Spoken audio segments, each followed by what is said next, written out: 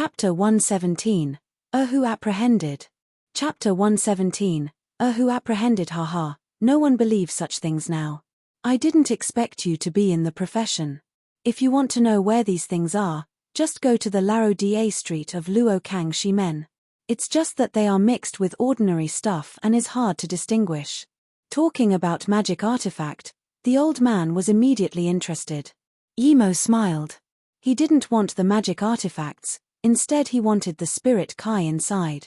In fact, this little spirit kai was useless to him, but he wanted to know how to create infused the spirit kai inside. And, Emo knew the people here didn't cultivate, so where did they get the spirit kai from? Hearing the old man's words, Emo knew that Dao Laro Street was something like the Sea Treasure Garden in Ninghai. Other people wouldn't be interested in this topic, but Emo and the old man were having an enjoyable conversation. Eventually, Emo knew that the old man was called Lin Huehe. He was someone from the military and lived in retirement at Luo Kang. Emo also told him that he opened a small clinic and even gave him the address. "You're actually a doctor?" "I really couldn't tell." Hearing Emo was a doctor, Lin Huehe was immediately more interested. Emo smiled and said, "I'm not a doctor, I just learned a few recipes." That fashionable girl got more angry hearing Emo's words. He wanted to chase her but was acting so pretentious. But later on, hearing him get more involved in the conversation with the old man, she understood that he never came for her and wanted to talk to the old man. Her face blushed and realized she was wrong. Emo had now known where the bracelet came from, so he didn't talk more. He bid Lin Huehe goodbye and rushed back to the clinic. He was desperate about his silver heart grass. The Hui Chun clinic was very desolate and the door was even barely open. This took Emo by surprise. When he left, the clinic was very popular, but why was it so cold now? When Emo came in, he saw Lu Xiaozhen sitting in the shop by herself daydreaming. "Where's Yu Erhu?" Emo asked as soon as he came in. He had scanned with his spirit sense and didn't find Yu Erhu. "Who are you?" "We aren't operating for now." Lu Xiaozhen saw the person was very familiar, but didn't know who he was. Emo smiled and said, "You don't recognize me, I just don't have the scar on my face." "Oh. Master, you're back." What made Lu Xiaozhen joyful wasn't the fact that the scar on Emo's face was gone but he came back. However, she immediately thought of Yu Erhu and said, "Erhu was taken by the cops." Emo was bemused. Erhu was a very good person, and Emo knew his things and had a medical certificate. Plus, when he left, he told him to not take the disease he couldn't cure. How was he taken by the cops? As if seeing Emo's confusion, Lu Xiaozhen quickly explained, "Yesterday, a patient came saying that his stomach was uncomfortable. Erhu looked at it for him and gave him some medicine. He was well soon, but then yesterday, he came saying there was probably something wrong with the medicine, but Erhu couldn't tell what was wrong, so he said he was fine. But then, that person said he was fine originally, but had problems after taking the medicine. So that person came to our clinic causing a ruckus accusing our clinic and wanted refund. Erhu didn't want to waste time with these sort of people so he gave his money back.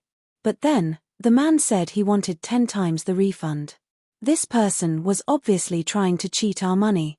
Erhu got angry and taught him a lesson. But then, that man called a lot of hoodlums and Erhu was injured. Then, Erhu was taken to the police department talking to hear. Lu Xiaozhen rubbed her eyes. It was obvious that Erhu's injuries weren't light. She sniffed and continued, "Erhu was taken yesterday morning. Then, those people came in the afternoon. I called the police but they wouldn't come. I had no choice but to give the money back 10 times. But then, some other people we have treated also came wanted 10 times refund. I don't know what they want." Only Zhong Po and his wife continued to persuade the people. Now, Zhong brother is still using his connections to try to bring Erhu out. Then, Lu Xiaokan started to cry again. It seemed that she got along well with Yu Erhu and thought about him a lot. Emo's face sunk. The serum he made wasn't expensive, even if he raised the price 10 times much less a few $100s. These people earned but still want to cause troubles. When hoodlums came to start trouble, not only did they not help, they also joined the ruckus and wanted to earn more. It seemed that human nature was full of greed. At this moment, another middle-aged man walked inside the clinic. When he saw Yi Mo, he dazed for a moment but quickly recognized that it was the man who saved his son. Brother Zhong, Lu Xiaozhen saw this person and immediately cried out. Zhong Po's face was full of guilt. Sorry, Dr. Mo, the people who started this have too much power, I can't help much. But don't worry, I'll go back and see who can help me. Yi Mo nodded. It seemed that there were still people who would repay goodwill. Hearing Zhong Po's words, he waved his hand and said, Zhong brother, no need. You just need to tell me who is looking for trouble. Zhong Po dazed for a moment.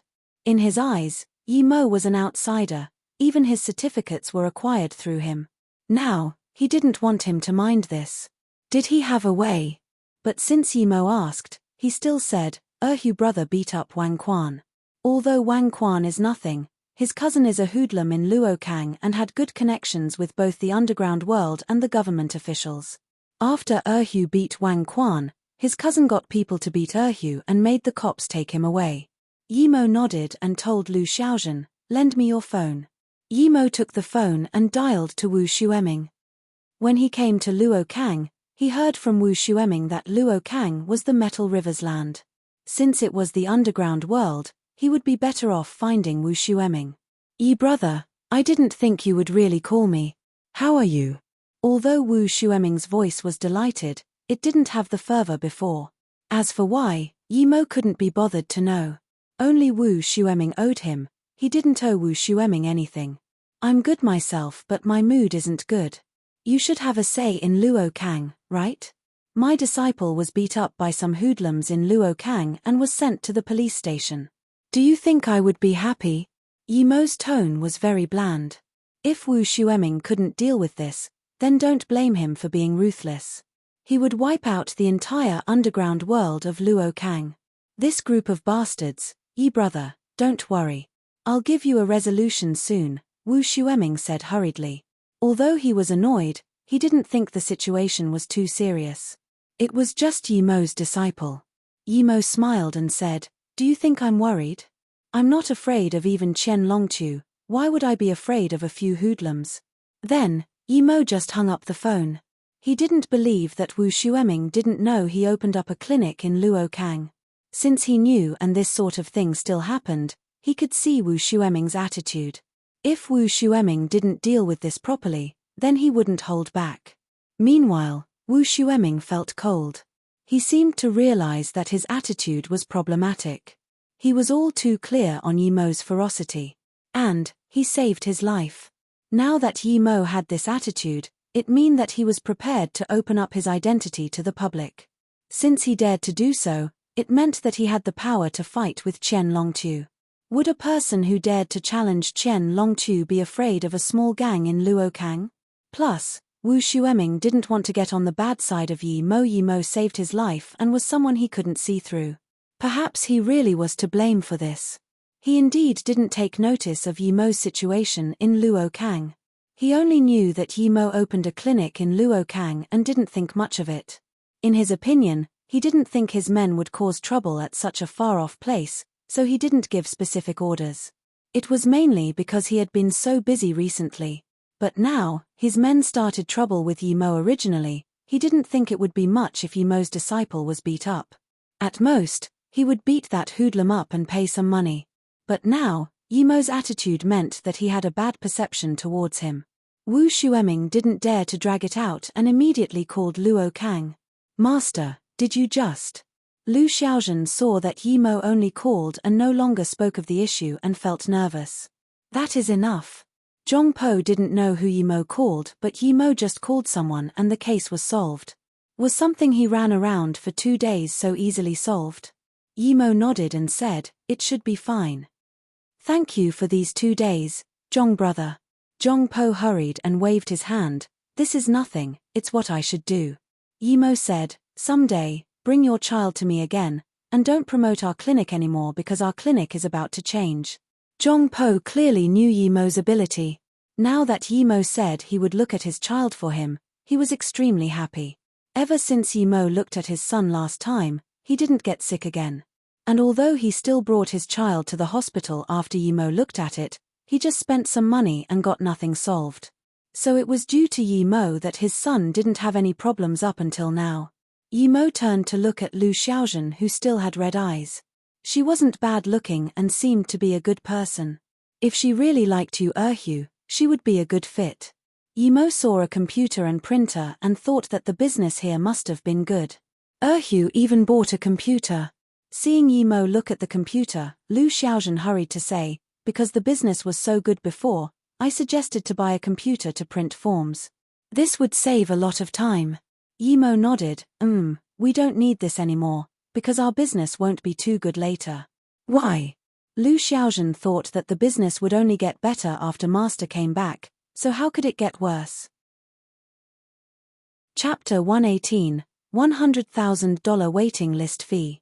Chapter 118, $100,000 waiting list fee. I'll go to the backyard first and talk to you guys after Erhu comes back. Then, Yimo just headed straight for the backyard. Right now, he was most concerned with how the silver heart grass was going. He still needed them to cultivate. The silver heart grass hadn't budded yet. Yimo examined closely. Although the seeds hadn't died, he felt that the life force inside wasn't as strong as when it was in Ninghai. It was just a bit better than flowing snake. Yimo shook his head and was bemused. Why didn't it work when the soil type was the same? Luckily, these seeds didn't die. If even these died too, he would only have 5 left.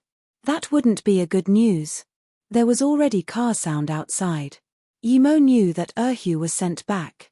The speed was quite fast.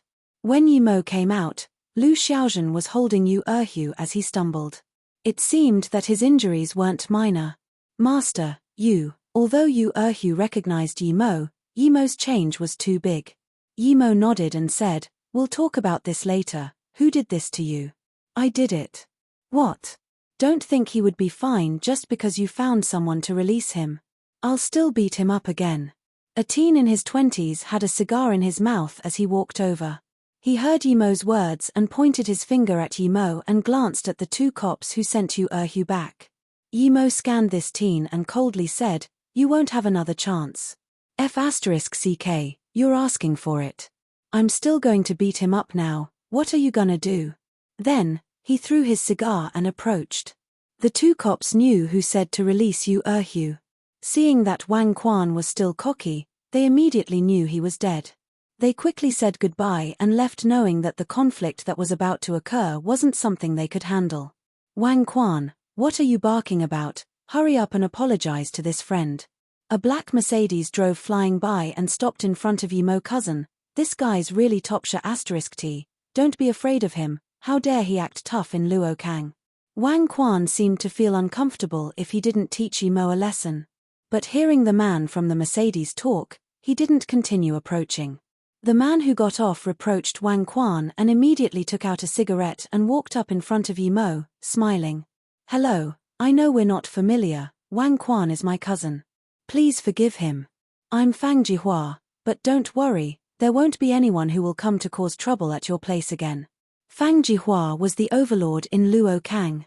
Yu Erhu and Lu Xiaozhen weren't the innocent people before. Seeing Yimo's phone call bringing back Yu Erhu immediately and Fang Jihua still talking to her master so politely, they almost thought they saw wrong. However, what shocked them more was to come. Yimo stared at Fang Jihua coldly and said, what sort of thing do you think you are, piss off? Fang Jihua's face changed. He didn't think that with his power in Luokang, Yimo would still be so arrogant with him after he was so polite. His face immediately looked bad. Since when did he receive this sort of disdain? He was thinking that this Yimo only knew some brother in the gang and that brother just mentioned him to Brother Hong.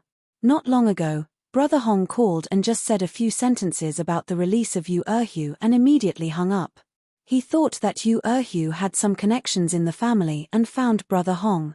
Brother Hong casually said it. Moreover, to show his seriousness for Brother Hong's words, he personally came. After all, his cousin did beat up the person.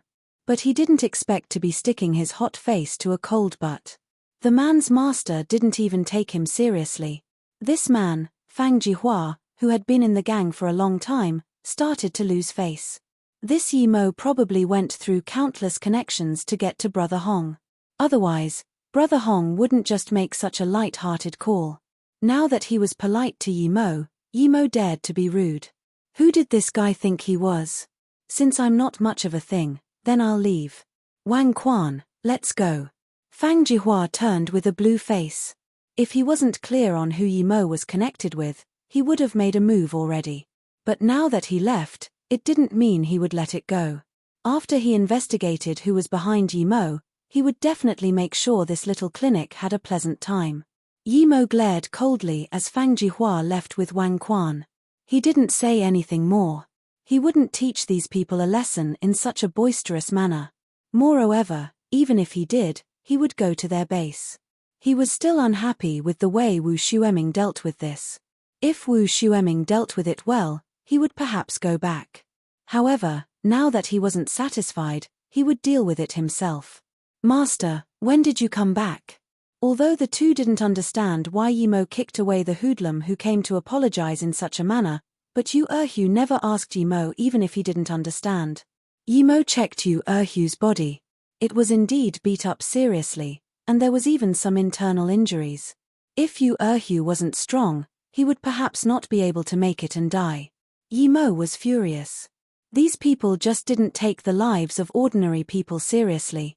If Yu Erhu wasn't his disciple, then he would just be beat for no reason. Even if he was killed, it would only be ruled as suicide. Wang Quan is a hoodlum, it's understandable why he wanted his money back, but why did so many other people want refund too? While Yimo was treating Yu Erhu, he couldn't understand this problem. After all, there were hundreds of people. There couldn't be so much disgusting people in the world. Yu Erhu had been living in Luo Kang for more than a month. He was no longer the noob who just entered the market.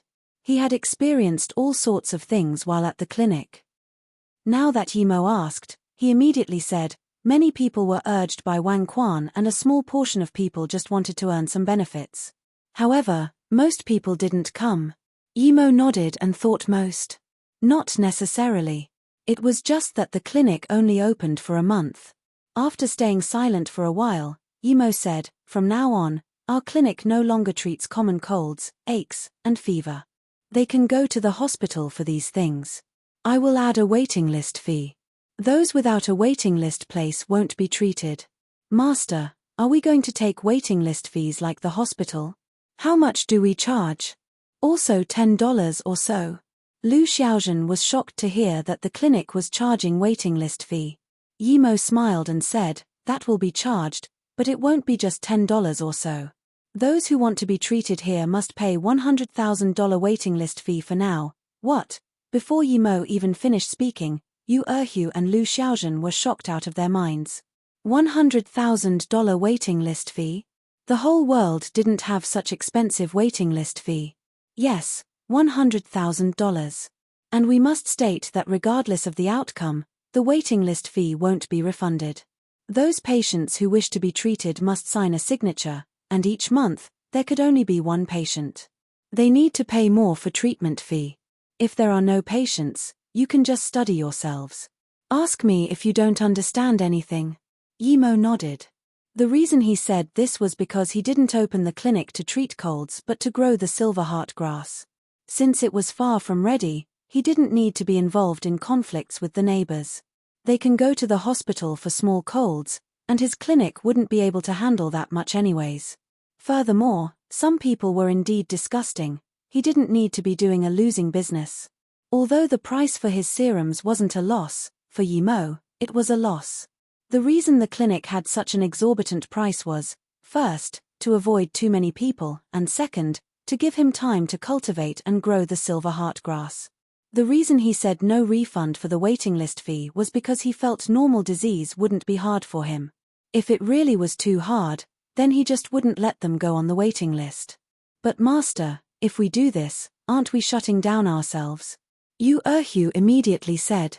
Yimo nod. I was planning to close, go look for a far-off mansion. I plan to buy one. After we move away, we can close this clinic.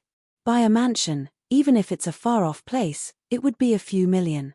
Master, if we buy a distant place, Then there would less people who would come for treatment, Lu Xiaozhen said. She was concerned about these things. Yimo smiled and said, if the wine smells good, it doesn't matter if the shop is deep in the alley.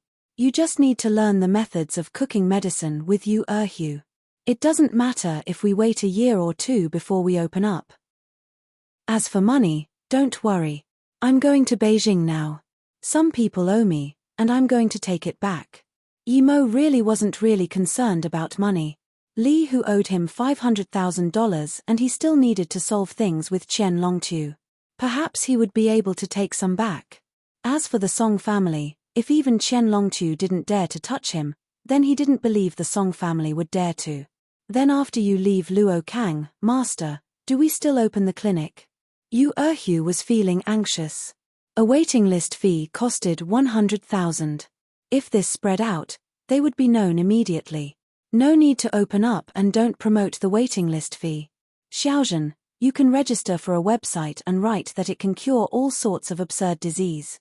However, if you want to know specific details, you must become a member of the website. The membership fee is 10,000. When you apply for treatment, you must clearly write out the information about the condition. If we accept, then they need to pay 100,000 waiting list fee. Yimo thought about it and said. He felt this was the best way. 1. He didn't need to expose himself. 2. He could avoid unnecessary conflict as well as the media attention. Chapter 119. People will always change.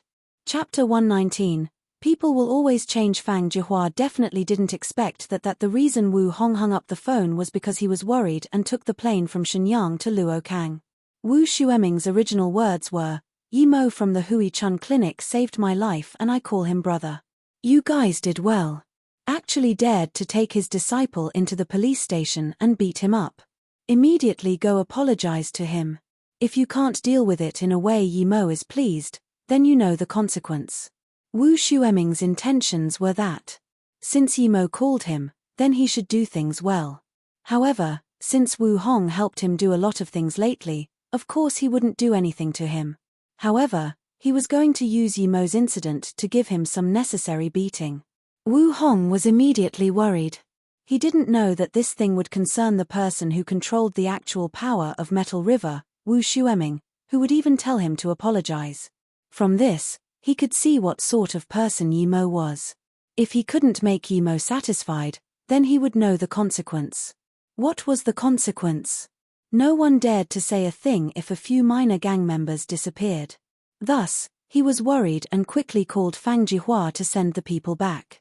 The reason he hung up was to get to Luo Kang as soon as possible to apologize to Yimo. Luo Kang's otherworldly leisure was a business of Metal River and was the gathering place for the gang. However, the person responsible here temporarily was Fang Jihua, and he was only a hoodlum before. He was only able to manage otherworldly leisure half a month ago. Ever since he became the man responsible for the business, Fang Jihua was able to talk to Brother Hong directly and was able to be more tough. He even put on the big brother act sometimes. He was planning to get his cousin into the place too some time later, at least to be a small head. However, he just hadn't had the time to do this yet. After he had some pleasure at his lover's place, Fang Jihua finally felt better. But when he walked into otherworldly leisure, he unexpectedly saw his big bosses, Wu Hong's personal attendant, Three Snake. Why are you here? Didn't Brother Hong just go to Shenyang? Fang Jihua looked at Three Snake in surprise. Three Snake didn't have his usual smile and just said with a bleak face, Brother Hong is back and waiting for you in the underground room. Hearing Three Snake's words, Fang Jihua's heart sunk. A bad feeling overcame his heart. Wu Hong went to Shenyang this time because of something very important. After he finished at Shenyang, he would go to Jin City. Why would he suddenly come back to Luokang? Even if he came to Luokang, he rarely came here. But today, not only did he come back to Luokang, he also came to otherworldly leisure. When Fang Jihua walked into the basement, his heart started to beat rapidly. His hoodlum cousin Wang Quan seemed to have his legs broken as he crouched in fear. On the two sides stood more than 10 men he had never seen before.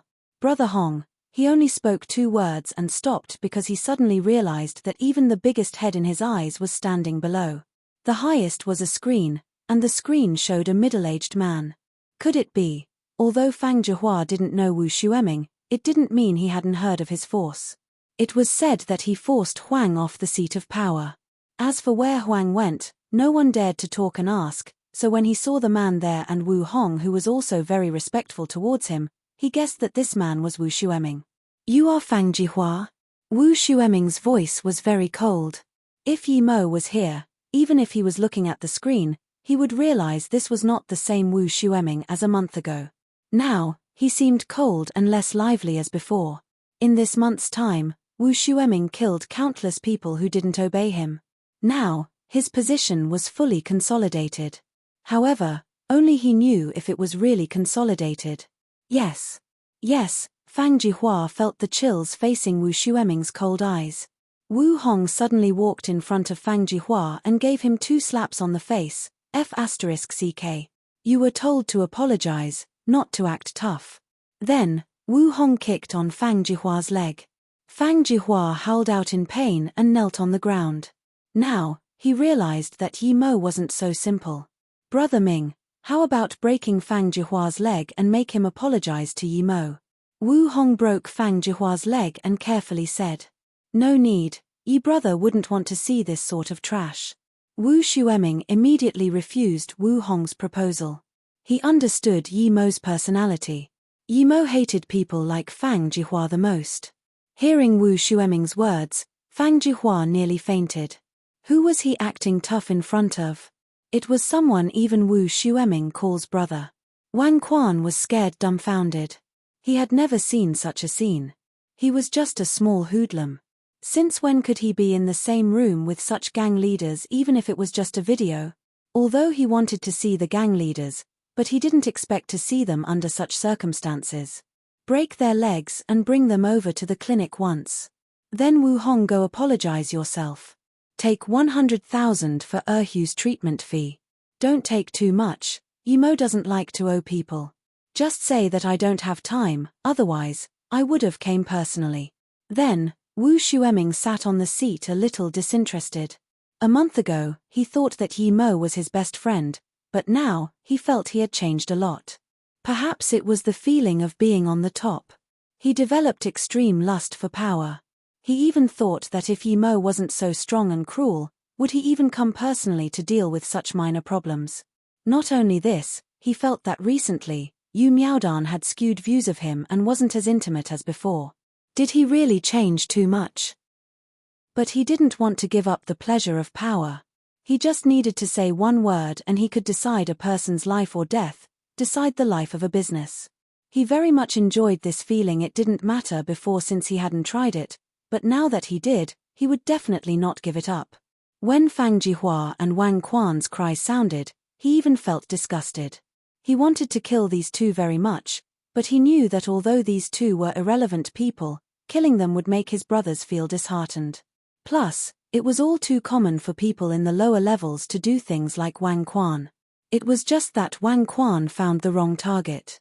When Wang Quan and Fang Jihua passed by the clinic looking like mummies, Yi Mo knew of it because Wu Hong also came and brought $100,000 compensation. Yi Mo didn't refuse. When he heard Wu Xueming's words, he understood that their friendship had ended. He didn't care about Wu Xueming's attitude. He didn't owe him, only Wu Xueming owed him. Sometimes, he really couldn't judge people based on his straightforward perception. A man who could die for a woman couldn't be very ruthless. At least, Yi Mo approved of such a person. But now, although Yi Mo didn't see Wu Xueming, he could tell from the attitude in which Wu Xueming dealt with this that he had changed a lot. Instead, Fang Nan gave him a much better perception, or perhaps a more real perception. Yi Mo didn't think about these things too much. For him, since Wu Xueming dealt with it personally, he would let it go. He didn't need to waste his time for this. As for treating Wu Hong, who came to apologize, he had even less interest. Seeing that Yi Mo dealt with things lightning fast and received $100,000 compensation, Yu Erhu and Lu Xiaozhen felt more reverent towards Yi Mo. This master was too powerful than they thought. Lu Xiaozhen originally just wanted to find a place to settle after graduation, but she didn't expect to take a liking into Yu Erhu. She admired Yu Erhu's skills, and when she knew that Yu Erhu learnt everything from Yimo, Lu Xiaozhen was more reverent towards Yimo. What made her excited was that Yimo actually agreed to her studying medicine with Erhu. This master looked even younger than Erhu, but how was he so powerful?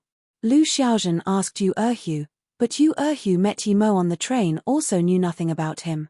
Originally, after dealing with this, Yimo planned to go to Beijing after he consolidated his Stage 3 Kai gathering.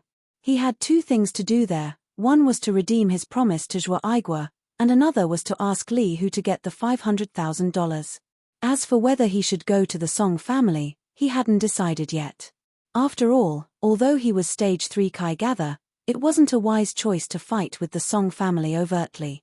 The Song family wasn't Qian Longqiu whom he could compare power with.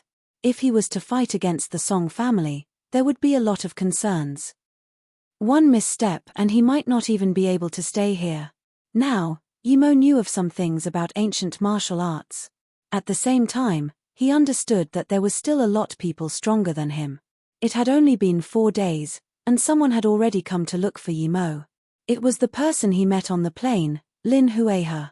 Older brother, how do you have the time to come to my small clinic? When Yimo departed the airport, he told Lin Huihe his address, but didn't expect this old man to really come. Hehe, brother Yi, as soon as I saw you really have a clinic here, I knew I found the right person and you didn't lie to me. It was right of me to come look for you today. There's something that I don't know if you're interested. Lin Huihe saw that Yimo really did live here just as he said and had a better impression of Yimo. Chapter 120, Magic Artifact Social. Chapter 120, Magic Artifact Social. What thing? Yimo thought that he knew the old man because of Magic Artifact bracelet. Was it related to Magic Artifact?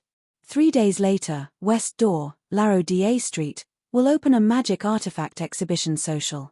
It is said that all the elite in the profession of the country will go. Even some foreign merchants are attending, and some of the products will be provided by the ancient martial arts sects. Of course, they want to sell for money. If you're interested, brother, then you can come with me. When Lin Huihe spoke, he was very excited. After speaking, he seemed to have thought of something and said, "Oh, perhaps you haven't heard of ancient martial arts, no matter. I'll explain it to you then. In fact, I don't know much, but the things they have are really good products. They would only sell a small portion each year to exchange for money. However, it's just that the price is overwhelming high." Hearing there was ancient martial arts sects, Yimo was interested. Even if these sects weren't involved, he wanted to see how the magic artifacts were here. He was thinking if Luo Susu was also from the ancient martial arts sects. It seemed so.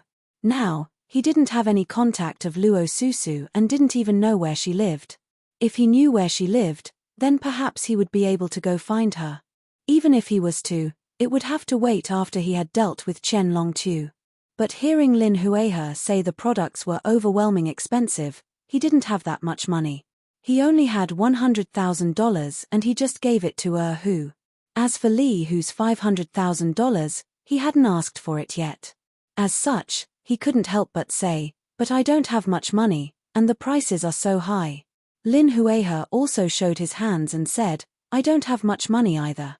I'm just going there for a look." Yimo thought and agreed. He would go there first and see.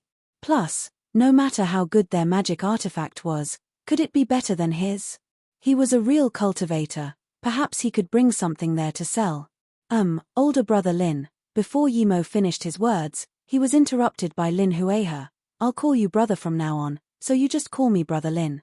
It's hard nowadays to find a friend who also likes magical artifacts." "Why not? In that case, I won't be polite then." Yimo wasn't someone too fussed about this.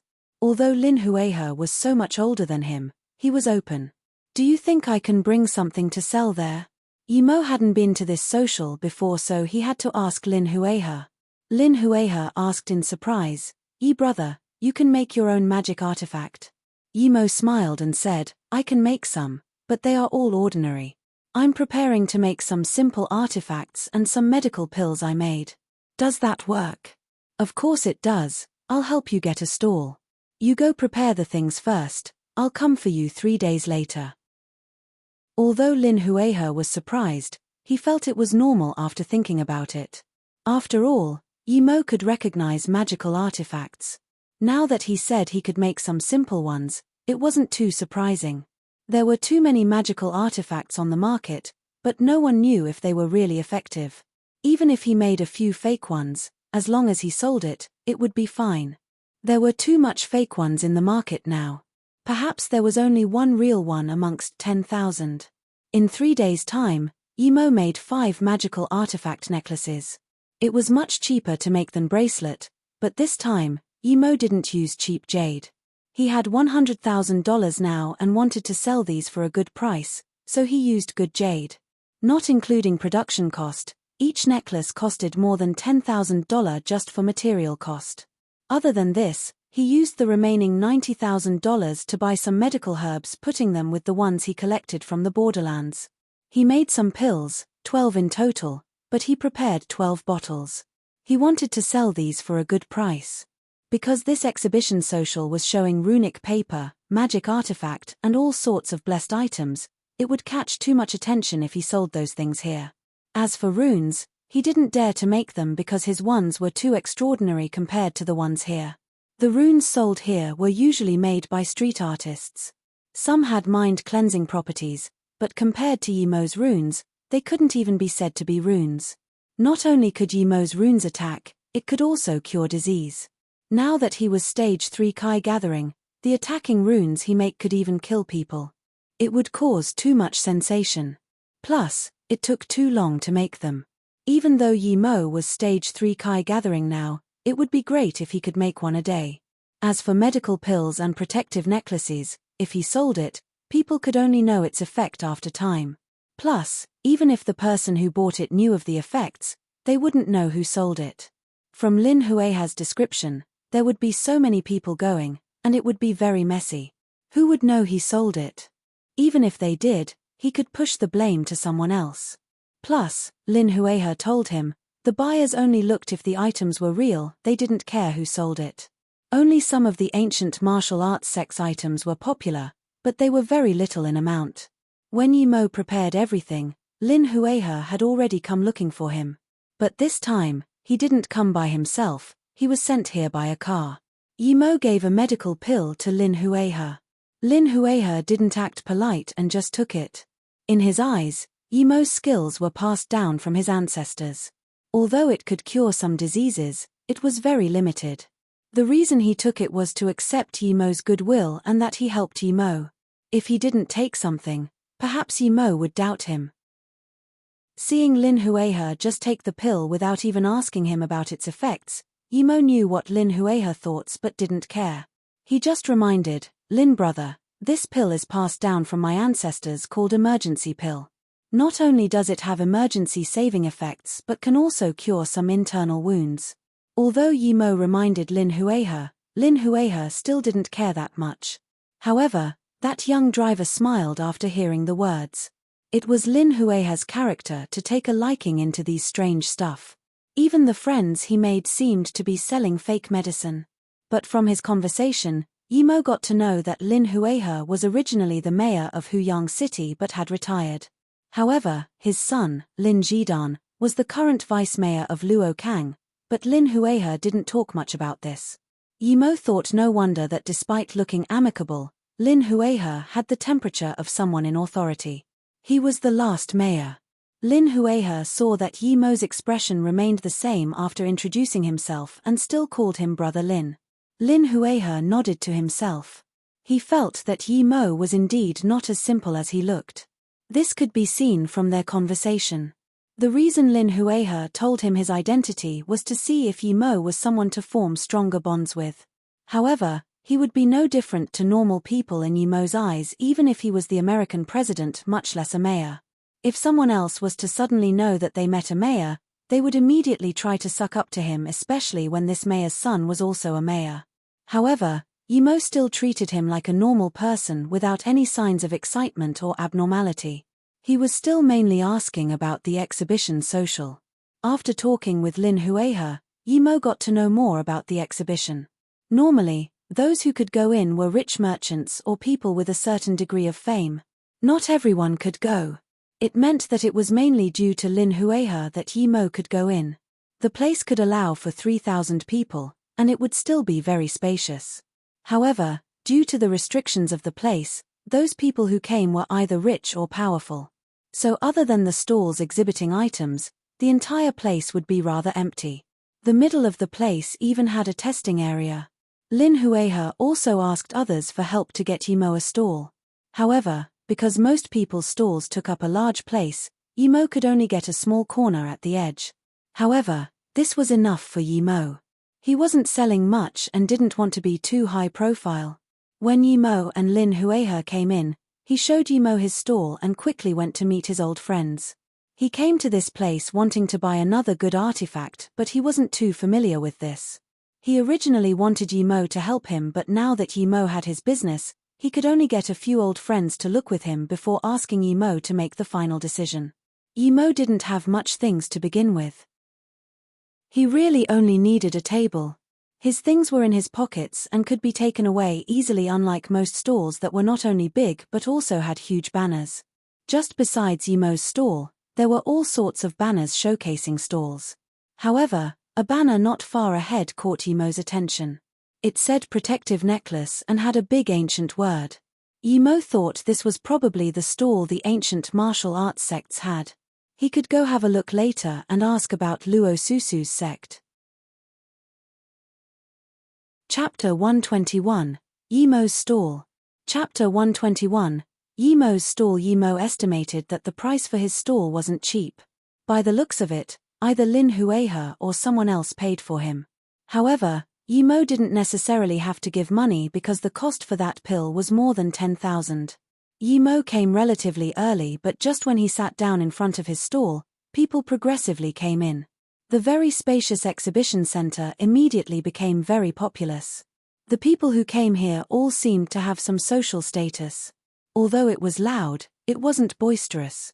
Most of the people headed straight for where they were interested, looking for what they wanted and asking for the price.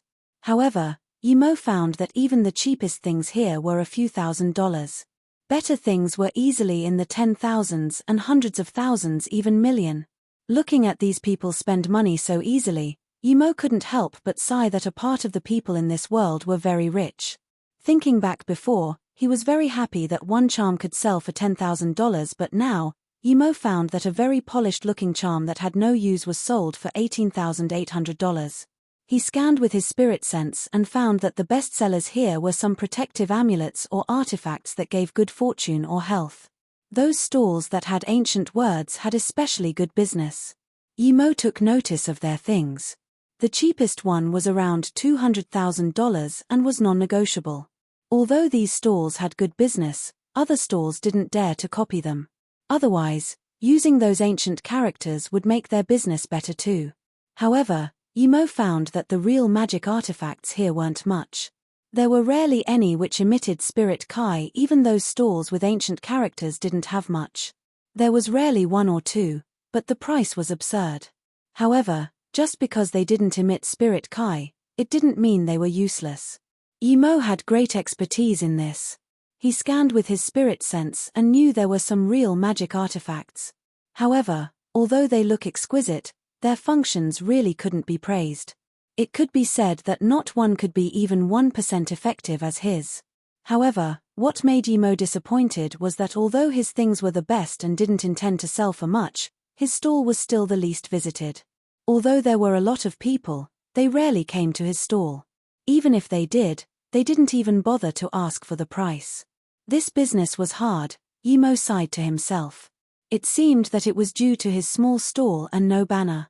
If he couldn't sell one, then he wouldn't be able to get back a single dollar of the 100K he invested. Suddenly, Yi Mo saw someone familiar. It was the fashionable girl he saw on the plane. However, she had a young man in his 20s to 30s by her side. Yi Mo didn't expect her to be interested in magical artifacts. When Yi Mo looked at her, she just happened to turn around and see Yi Mo. This was a good-looking woman, but Yi Mo didn't like her just by looking at her eyes. It wasn't that her eyes weren't pretty, they were just too snobbish. Her lips were also a bit thin, but her sunflower seed-shaped face was quite nice. However, paired with her eyes, it made Yimo feel repulsed. She obviously saw that Yimo had a stall and walked over immediately.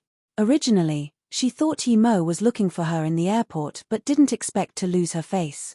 This broke her good self-esteem, making her very unhappy. Didn't think you sold these things. How much is this necklace? Get one for me, I'll think of it as charity. This woman had a disdainful look, meaning that she was doing charity by buying something since Yimo's stall was so cold. 100,000.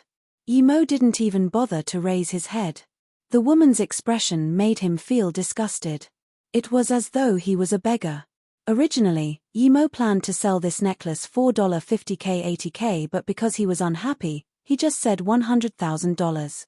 And he saw that those ancient martial arts stalls sold things for $100K 200K at least. But compared to his necklace, they were miles away. What? This woman exclaimed. But she immediately realized she lost her rich lady attitude and sneered. Do you think you're an ancient stall? A necklace that is worth only a few $100 becomes $100,000. Do you want to extort money from me just because I took pity in you? No wonder you don't have business, keep trying to sell that. And Yang, why waste your time with these sort of people? If you want a necklace, we'll go look for one at an ancient stall. I'll pick one for you for your birthday next month, the man at her side said quickly. This woman frowned and looked at Yimo's necklace, realizing that she actually quite liked this style. That necklace looked quite pleasant, but this guy was too annoying. I'll give you 10K, you're earning big. I'll have one of the necklace. From Anyang's eyes, she was giving Yimo a lot by buying a necklace that wasn't worth more than $1,000 for $10,000. Originally, she adopted a pitiful attitude, but because she saw how pretty it was, she wanted to buy one but didn't think this shabby-looking stall owner dared to extort her. Not selling. Yimo didn't even want to talk to this woman anymore. I'm giving you money, are you selling or not? This woman was quite annoyed. In her eyes, Yimo was too greedy.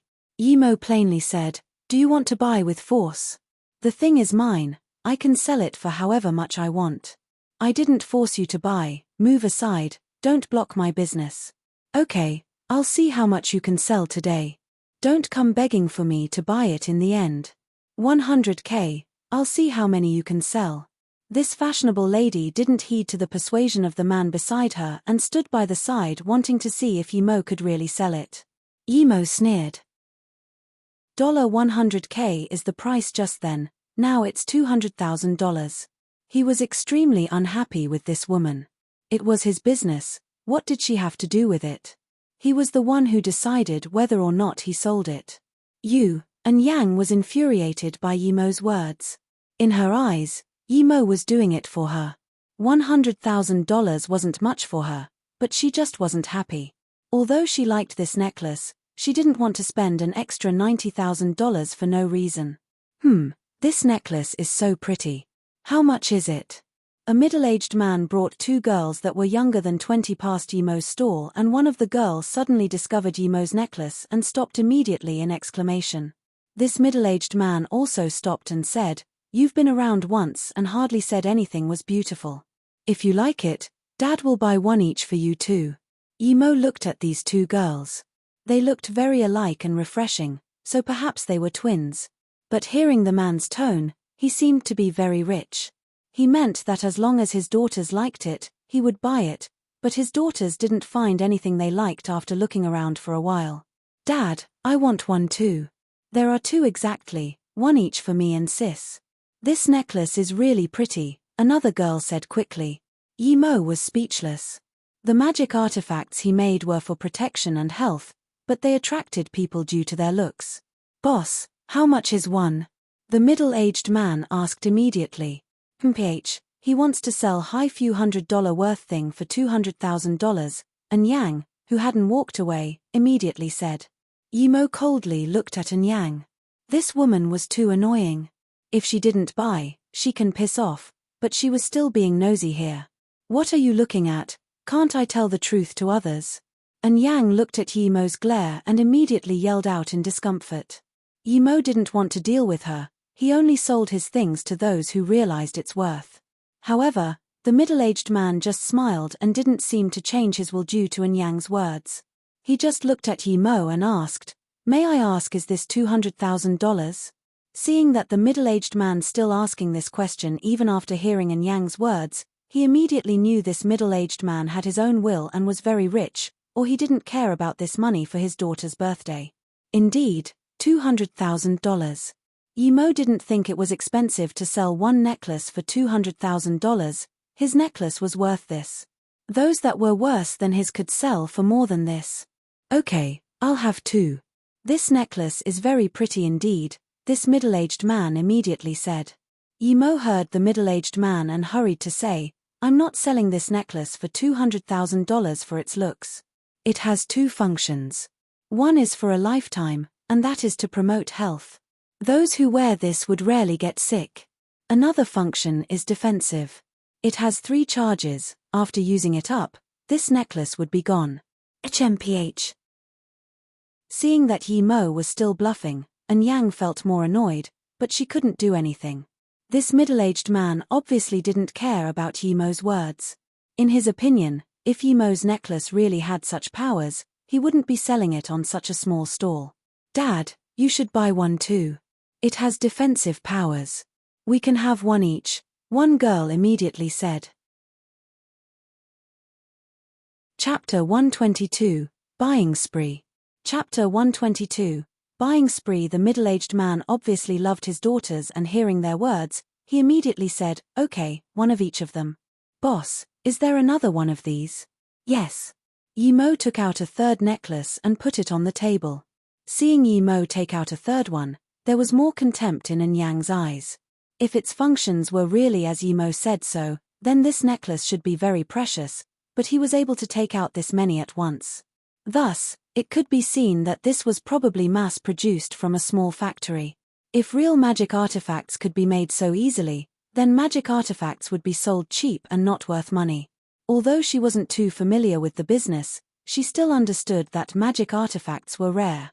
Even here at Larodie Street, there weren't a few real ones. Everyone knew this, but there was still a lot of people who bought them. There was no other reason but that they want to meet a real one. Although that middle-aged man knew Yi Mo's items were fake, he was disappointed after seeing Yi Mo take out so much. However, that disappointment went away quickly. He knew it was fake and only bought it because his daughters liked them. "Boss, I want 3. Help me package it please." This middle-aged man was straightforward. "Okay, 3 is $600,000 but I'll give you a discount, $500,000. Yi Mo casually deducted $100,000. Seeing Yi Mo deduct $100,000, this middle-aged man found himself bemused. In his eyes, people like Yi Mo were here to scam people. The more he did the better, how could he just take off $100,000? Of course, $100,000 wasn't much for him, but looking at Yi Mo's clothing, $100,000 should be a big number. But soon, he understood that Yi Mo really took off $100,000. This wasn't 100 or 2, it was a whole $100,000. However, Yi Mo didn't feel it was anything. He had a good impression of the middle-aged man. Although $100,000 wasn't little, he felt that money wasn't the most important thing. If he wanted money, he could think of ways at any time. Moreover, his online clinic was about to start soon. Would he worry about not having money to earn? The middle-aged man's look obviously showed that he thought the necklace was fake, but he still bought 3 without bargaining the price. This made Yi Mo approve of him greatly. No matter how much money he had, it was still his money and being able to spend it meant that he loved his daughters a lot. Plus, he never intended to sell the 3 necklace for $600,000. $200,000 and he would be happy. Now that he sold them for $500,000, he was very satisfied. "Help me package it and tell me your card number. We'll go to the tax district together. I'll give you the money now," this middle-aged man said with satisfaction. Yi Mo just realized now that he didn't have packaging nor a card number and couldn't help but to say, "I don't have a package, and it doesn't matter if there's no packaging, I'll wear it now." Then, one of the girls already put the necklace on and stuffed it inside her clothes. "This necklace feels really comfortable. The girl immediately felt a spirit-cleansing sensation. The middle-aged man smiled and didn't talk. He thought that his daughter wanted to tell him that the money was spent wisely to make him feel better. Okay, but don't tell me you don't have a card number too? Looking at Yimo's troubled face, the middle-aged man joked. Yimo helplessly said, I really don't have a card number. He was indeed a Puvo, one. And Yang originally felt jealous hearing the girl say the necklace was comfortable. After all, she liked the necklace too. But now that she found out this person didn't even have a card, she wondered how the necklaces were made. Yimo only just realized that each stall had an individual for payments. Other than his stall, the cashier also had to give tax. It seemed that he was indeed a bit rushed. This necklace is quite pretty, how much? Just when the middle-aged man also didn't have a way, another person came to ask for Yimo's necklace. $200K. Yimo just sold it for $200,000, obviously he can't give two prices. The person asking was a youth not much older than Yimo. There was also a lady beside him looking in her 50s. However, she didn't look too healthy. Mum, this necklace is quite pretty, I'll buy one for you. This youth seemed to have a filial heart. The middle-aged woman also felt that the necklace was pretty and hesitated before saying, it's quite pretty, but the price is too expensive. Although the youth didn't feel $200K was expensive, he seemed to be afraid of his mum reproaching him for wasting money. And, someone else bought it just then, so it would be implausible to bargain. Looking at the porcelain bottle on Yimo's table, seeing it write all sorts of pills, he immediately came up with an idea and hurried to say, how about you give me a bottle of pill as well?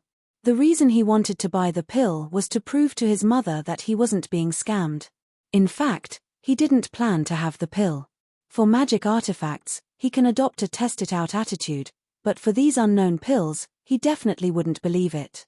Yimo could only helplessly touch his nose and say, this pill isn't a bottle of pill, there is only one in each bottle, and it's more expensive than the necklace. The production cost for these pills are indeed higher than the necklace. If he just gave it out like that, then he would be losing. Hearing Yimo's words, this youth was dazed. Buying a pill for him was like buying fake medicine, but it actually costed more than the necklace. That meant it was more than $200,000. And Yang felt more contemptuous towards Yimo. This person's heart was probably black. $200,000 for a necklace and an unknown pill sells for more than $200,000. She really wondered how the exhibition let a cheat like him in. Although she wanted to leave more than once, but she couldn't let go of that necklace. However, she was too embarrassed to drop her dignity to buy it. You're saying that this pill costs more than $200,000? Although he was rich, the youth was still shocked that one pill costed $200,000. He came here knowing that the price wouldn't be cheap, but $200,000 was too horrible. What pill is this, actually costing more than $200,000? An old man on the side heard and immediately came up to look at the porcelain bottles on Yimo's stall. Including the middle-aged man and his two daughters, there was more and more people coming to Yimo's stall.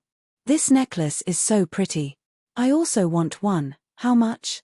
Another woman younger than 30 came here.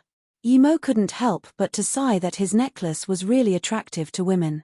However, although this woman had a good body that could even be described as busty, her face really couldn't be praised. It wasn't to say that her face looked bad, her face was not bad, but in fact, having this sense of mature woman. However, what made people not want to look at her again was that there were so many spots and they weren't those teenage acne. Although she wore shades, those spots couldn't be covered. One could imagine that if she didn't have those spots on her face, this would be a pretty lady. Everyone loved beauty, and although her face wasn't so good, she still liked the pretty necklace. Yimo smiled and said, actually madam, I think you should buy this pill of mine more. Then, Yimo took out a bottle and said, this is a beauty pill, only one is enough to make your face smooth and shiny like jade. However, the price is a little more expensive than the necklace. Really? The woman immediately grabbed the bottle. Although she was dubious, that desperation already betrayed her thoughts. Yimo smiled once again. Sister, I think that if you can afford a $200,000 necklace then you shouldn't care about this $200,000 pill. Just think of it as buying yourself an opportunity. You can earn money, but you may not have this chance again. Of course, I won't force you to buy it, decide for yourself, but there is only this chance. I won't be coming here to sell pills again. Yimo suddenly realized that he was very persuasive. If he went to do business, perhaps he would really have potential. Okay, I'll have one of your necklace, card? That youth who came with his mum saw that so many people were interested in Yimo's things and finally made up his mind and picked up a necklace. Before Yimo said anything, that woman said immediately, okay, I'll have your pill. You're right. Even if you're a cheat, I will still give myself a chance. As for the necklace, I'll also, wait. A voice suddenly interrupted this woman. An old man in his 70s walked over and bowed to Yimo before continuing saying, Patron, may I look at your necklace? Yimo turned around and looked at that woman and said, Sister, do you want this? If you want it, it's yours, if not, I'm giving it to this monk. Yes, of course I want it. I want the pill and the necklace too, the woman hurried and said. The old man hurried and said, Female patron, may I have a looker first? Hearing the old monk say this, the woman could only give it over. The old monk took it and looked. He closed his eyes and then suddenly opened it, but his eyes were getting brighter and brighter. After a while, he said, Female patron, is it possible for you to give it to me? I'll pay 300k. What?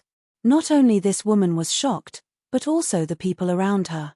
To be honest, up until now, everyone has been buying the necklace because it looked pretty. The people around wasn't short of that money. Did this old monk buy this necklace because it was pretty too? 1. Puvo colloquial way of saying someone is very poor in derogatory manner. Chapter 123, Not Ancient Martial Arts. Chapter 123, Not Ancient Martial Arts. And Yang, who had been standing on the side, froze too. Someone actually wants to pay 300k for a necklace? But she immediately reacted and she contemptuously said, You can just tell they are working together, not professional at all. However, the youth beside her seriously said, They aren't working together, I know that old monk. He is from that ancient stall. He seemed to be from Juyun Temple. This sort of people would never do such a thing.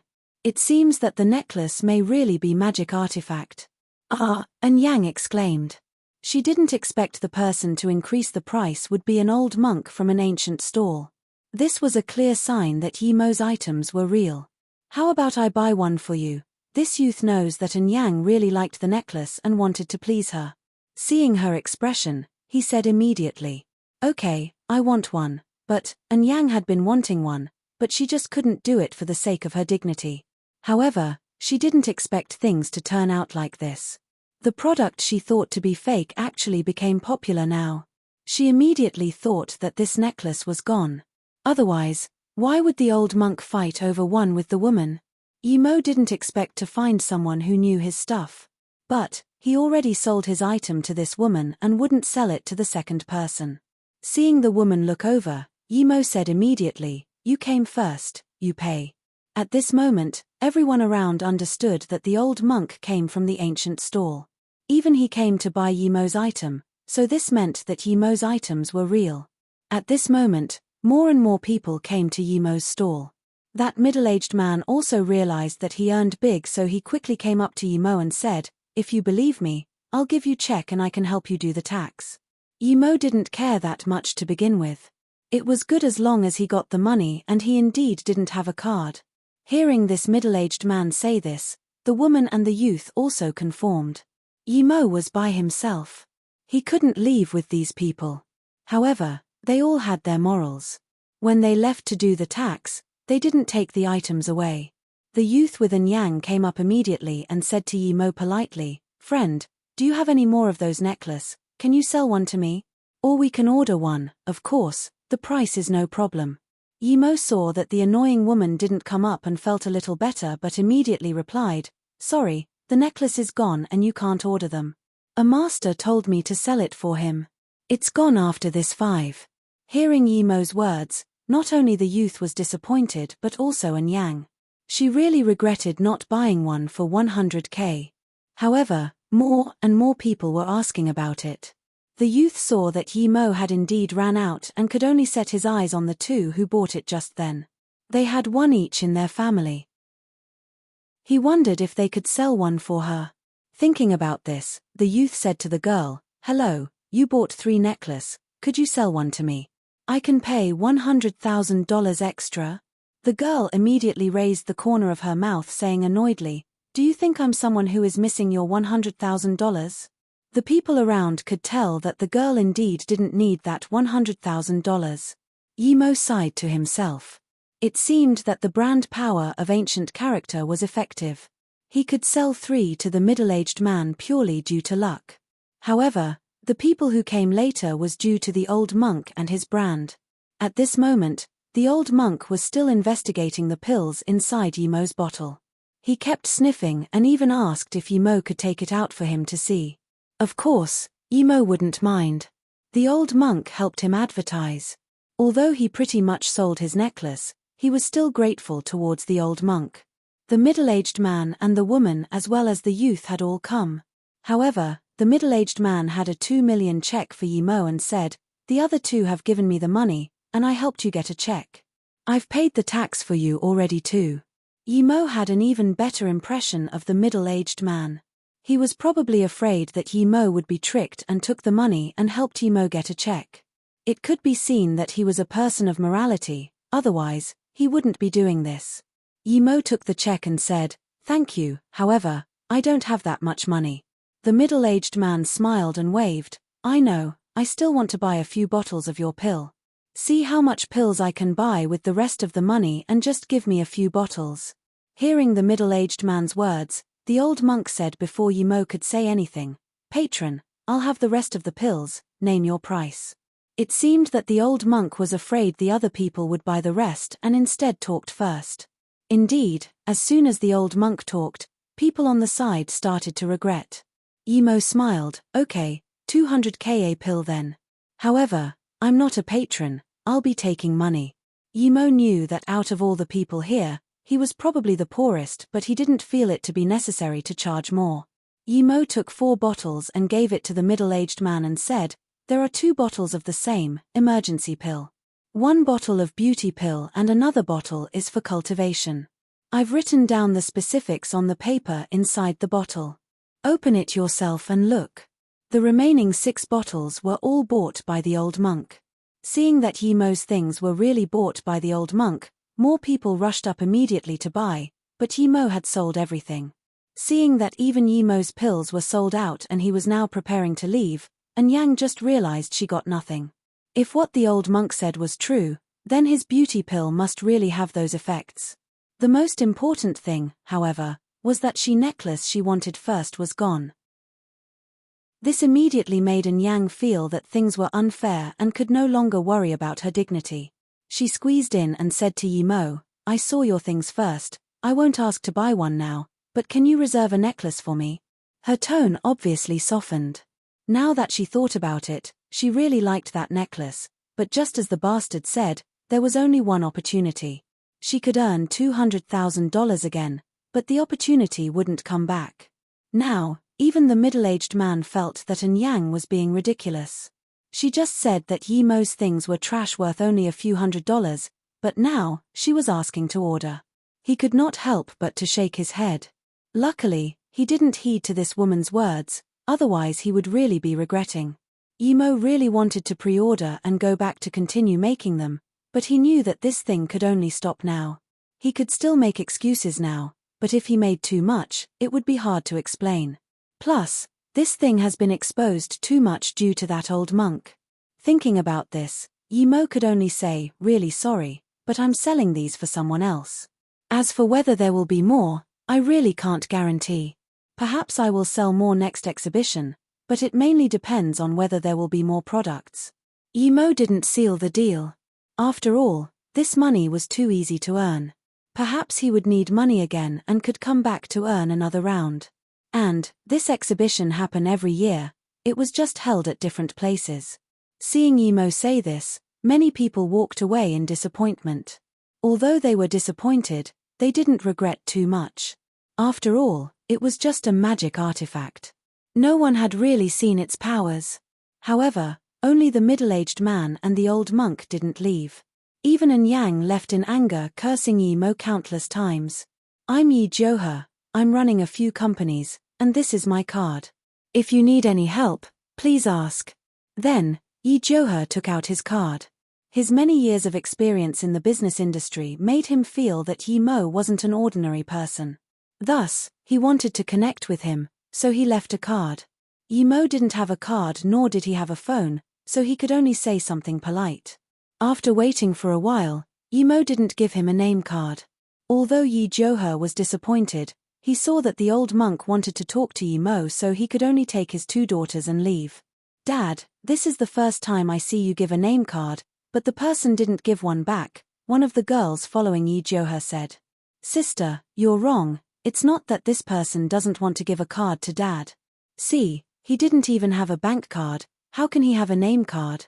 I think he probably doesn't even have a phone. Perhaps this thing really was made by a master living in the mountains who gave it to him to sell," the other girl immediately rebuked. Yi Johar's eyes brightened up. He immediately realized that Yi Mo quite possibly didn't have name card, and wasn't that he didn't want to be connected to him. Then, he couldn't help but to pat the head of the girl and say, Yang is right, he doesn't look like an arrogant person. He is truly a master. And you too need to remember to wear your necklace at all times." Seeing the middle-aged man leave with his 2 girls and Yi Mo's store was empty, the old monk said, "I'm Wu Guang from Juyun Temple, what is your surname, patron?"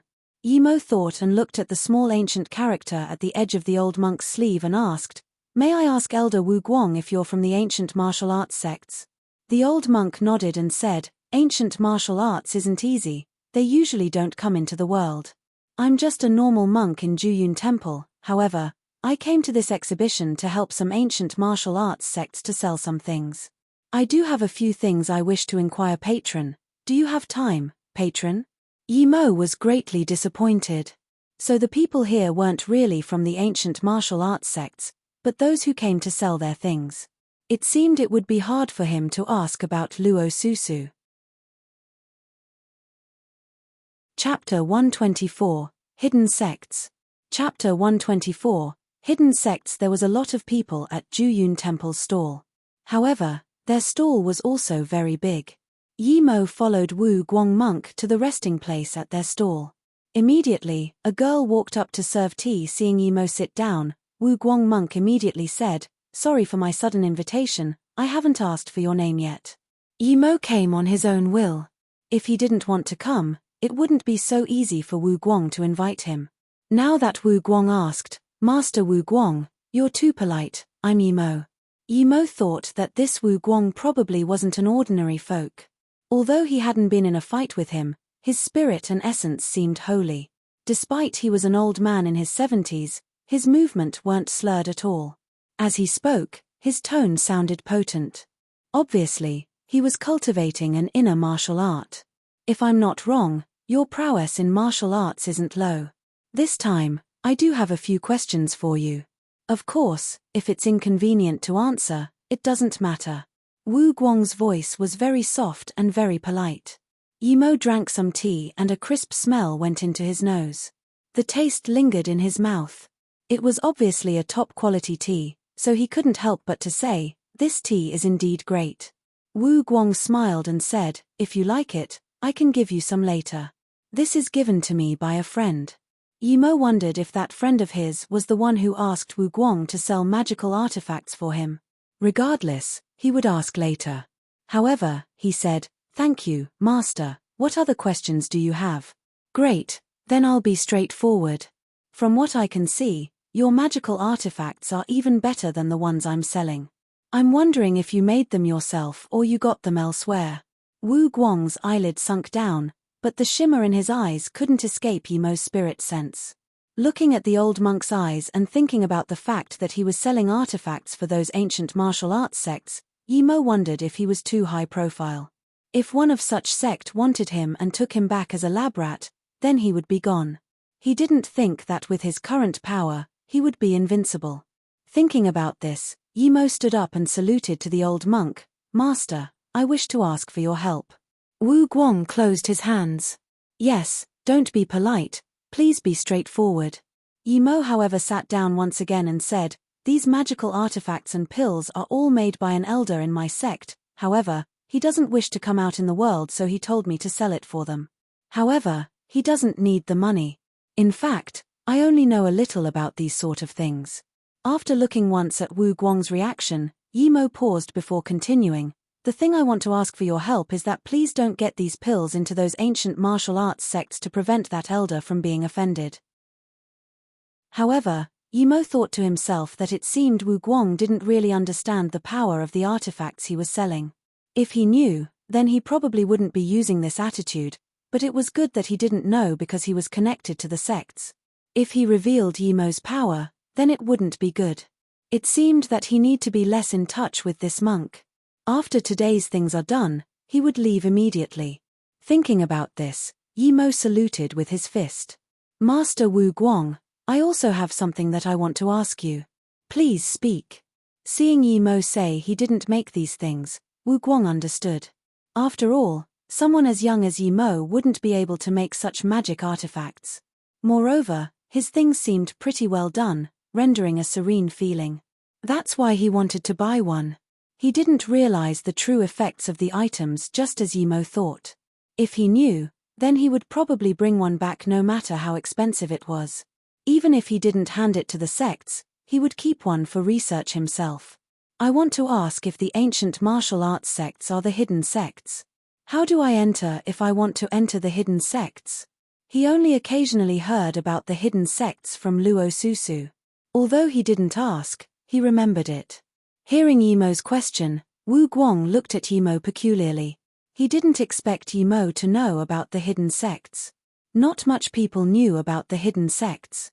Since Yimo asked, Wu Guang didn't decide to hide it from him. Plus, there wasn't anything to hide. He just nodded and said, "Ancient martial arts is a type of hidden sect.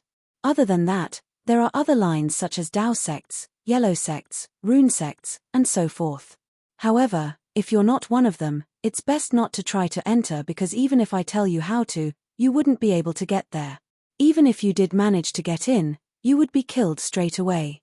Speaking of this and seeing Yimo's bemused face, he thought Yimo was wondering why the hidden sects could kill people so easily, so he explained, "It isn't illegal to kill inside the sects, because no one can go in. As for where each one is located, I don't know either." Although Wu Guang didn't say where the hidden sects were, Yimo understood most of the things. Luo Susu should be one of the lines in the hidden sects, and these people were all cultivation madmen. They usually wouldn't come out or were not allowed to come out. However, each sect couldn't possibly be that tight, and there were always a few restless people who ran out. After running out, they would use their abilities to establish a career for themselves. Since Wu Guang said this, there was no need for him to ask about Luo Susu. Wu Guang didn't even know where the hidden sects were. He definitely wouldn't know Luo Susu's situation. No wonder Luo Susu said it was so hard to come out once.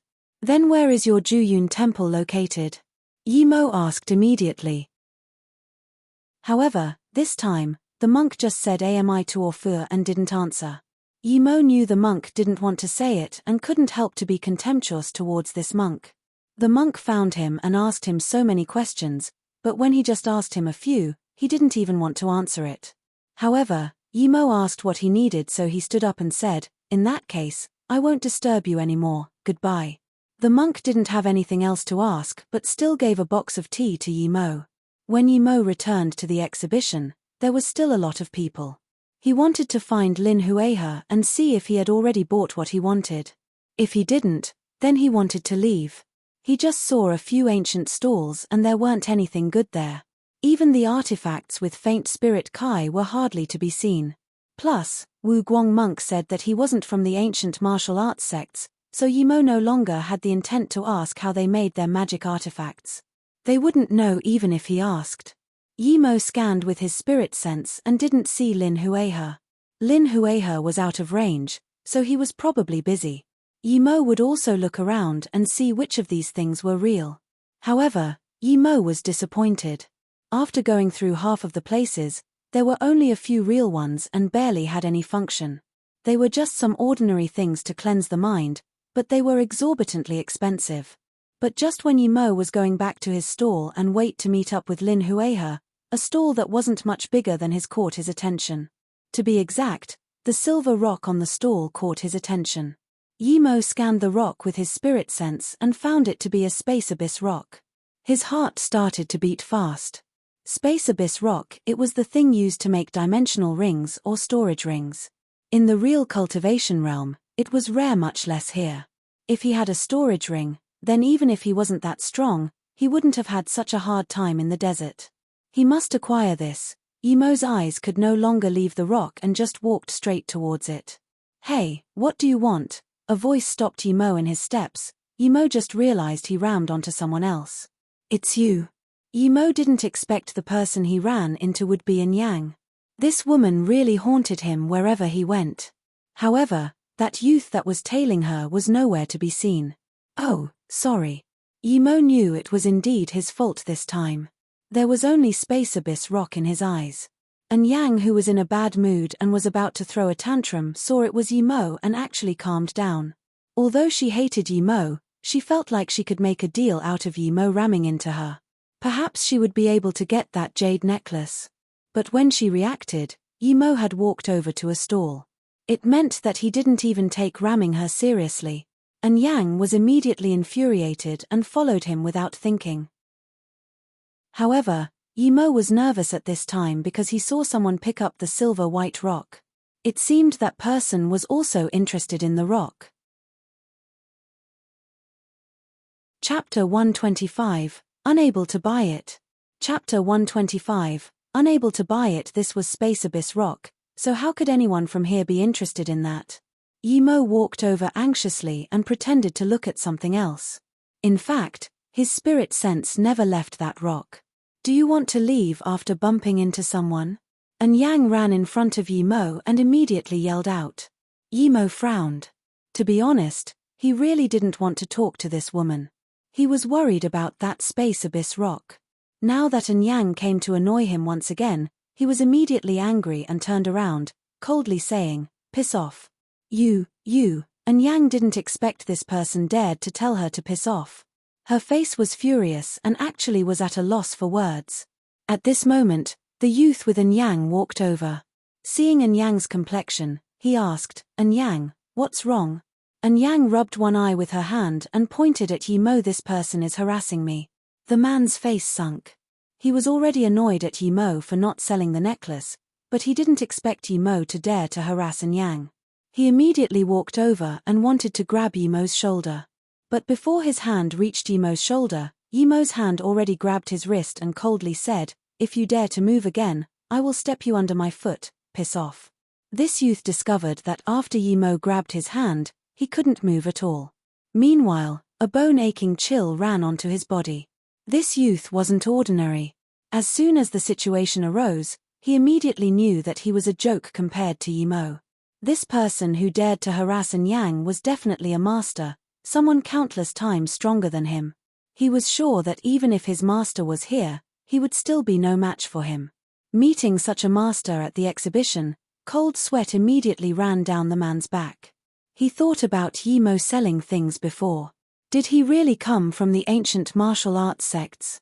Otherwise, why did the monk want to talk to him in private? However, luckily at this moment, Yimo had released his hand and didn't pay more attention to him. Instead, he continued to watch that stall. "Boss, how much is this stone?" Hearing this voice, Yimo's heart sunk immediately. It seemed that that person really wanted the rock. Otherwise, he wouldn't ask like this. Yimo was thinking rapidly. If this person really bought the space abyss rock, he would buy it back. If he didn't sell it, then he would try and get this even if it meant stealing. This thing was too useful for Yimo originally. He thought there wouldn't be such good material on Earth, but now that he discovered it, there was no way he would let it go. Plus, space abyss rock was much more precious than silver heart grass. $100K. The stall owner gave a price. That expensive? This is just a rock, I just want to use it for decoration, seeing the color is so rare. Can it be any cheaper? The man holding the stone said. At this moment, Yimo looked at the man. He was in his 30s and was slim built. However, he looked very tough. With Yimo's experience, this person was a ferocious person. What took Yimo's attention was that this man emitted a bleak aura. People who were sensitive to this would even feel cold. This thing was only $100,000, but he was still bargaining for it, meaning that he wasn't rich or he didn't have much money on him. The store owner shook his head after hearing the words. Sorry, there's no bargaining. I'm helping a friend sell this. Oh, I see. The man put down the stone and started to think. Yimo immediately took the stone after seeing the man put it down. This was no longer a time to pretend to not care. While this man hadn't decided yet, he would buy it first. I'll take this stone. Yimo immediately took the stone and said. The stall owner didn't expect this stone to suddenly be so popular. Just when the man put it down, Yimo already picked it up. Seeing Yimo pick up the stone, the man who was still hesitating immediately changed and said, I got this stone first, what right do you have to buy it? Give it over, I'm buying it. Then, he was going to take it from Yimo's hand. Yimo sneered, there are so many people here, how come I didn't hear you say you want it? Boss, tell me, who decided to buy it first? The boss looked awkwardly at the two people and said, this friend came first. He pointed at that man, but before that man smiled, he pointed at Yimo and said, but the first to say he want to buy is this one. The man was immediately going to get angry, but he realized he didn't have any reason to. The store owner wasn't wrong at all. I'll buy it for $200,000. Give it to me, he hasn't bought it yet. That man was angry. He didn't think that the thing he wanted would be bought away as soon as he hesitated for a bit. The store owner looked apologetically at Yimo. Although he knew Yimo decided on it first, but the other person gave $200,000. Okay, I'll also pay $200K then. Yimo took out the check to the store owner. This is a $2 million check, just give me $8 million change. However, the store owner didn't take the check and instead changed face. All the deals here were in cash or card. Only friends or those whom one was familiar with would do deals in check. Yimo was the first to use check and asked for $8 million change. Sorry, sir, we don't take check, only cash or bank transfer. The stall owner rejected immediately. Yimo's face also changed. He didn't think that people didn't take check. He believed a check, but that didn't mean everyone believed it. If they didn't take check, it meant that he couldn't pay. If he couldn't pay, would he fight over the rock? Seeing that the person she hated couldn't take out money, Yang rejoiced. Although she knew that the check in Yimo's hand was probably real, she still loved seeing this situation. There was already a few times she suffered at the hands of Yimo on the plane. Now that Yimo was suffering, there was no way she wouldn't be happy. The youth next to Yang pulled her, let's go. Why? I still haven't gotten retribution yet. How can I let it go like this? Yang unhappily said. She still had another intention. If Yimo didn't have money and asked her for money, she would lend it to him but ask for that necklace while ridiculing Yimo. However, the youth quietly said, this isn't a simple man, we'll talk on the side. Helplessly, Yang walked to the side with the youth. At this moment, the stall owner took the space abyss rock from Yimo and put it on the table. His intention was obvious, whoever could afford it could get the rock. Yimo's face changed. There was no way he would give up on the space abyss rock, but he couldn't take out money.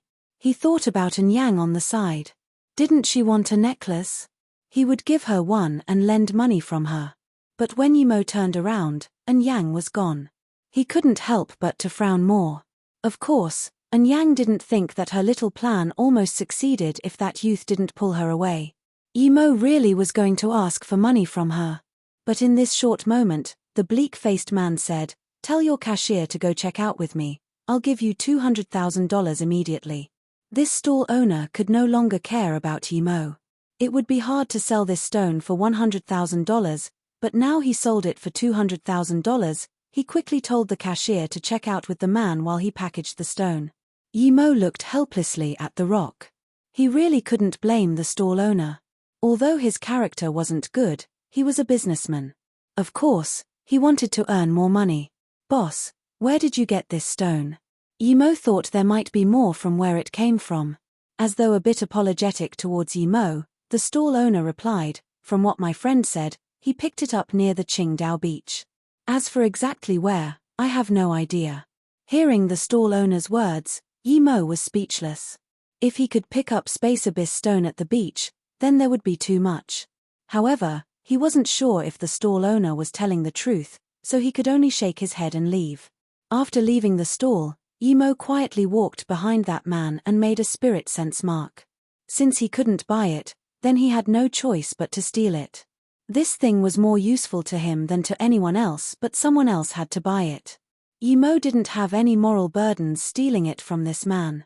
This bleak-looking man was obviously not someone to be messed with easily, but Yimo wasn't afraid of this type at all. Plus, he maliciously increased the price. Look at how the monk increased the price. After the person bought it, he would buy it for extra from that person.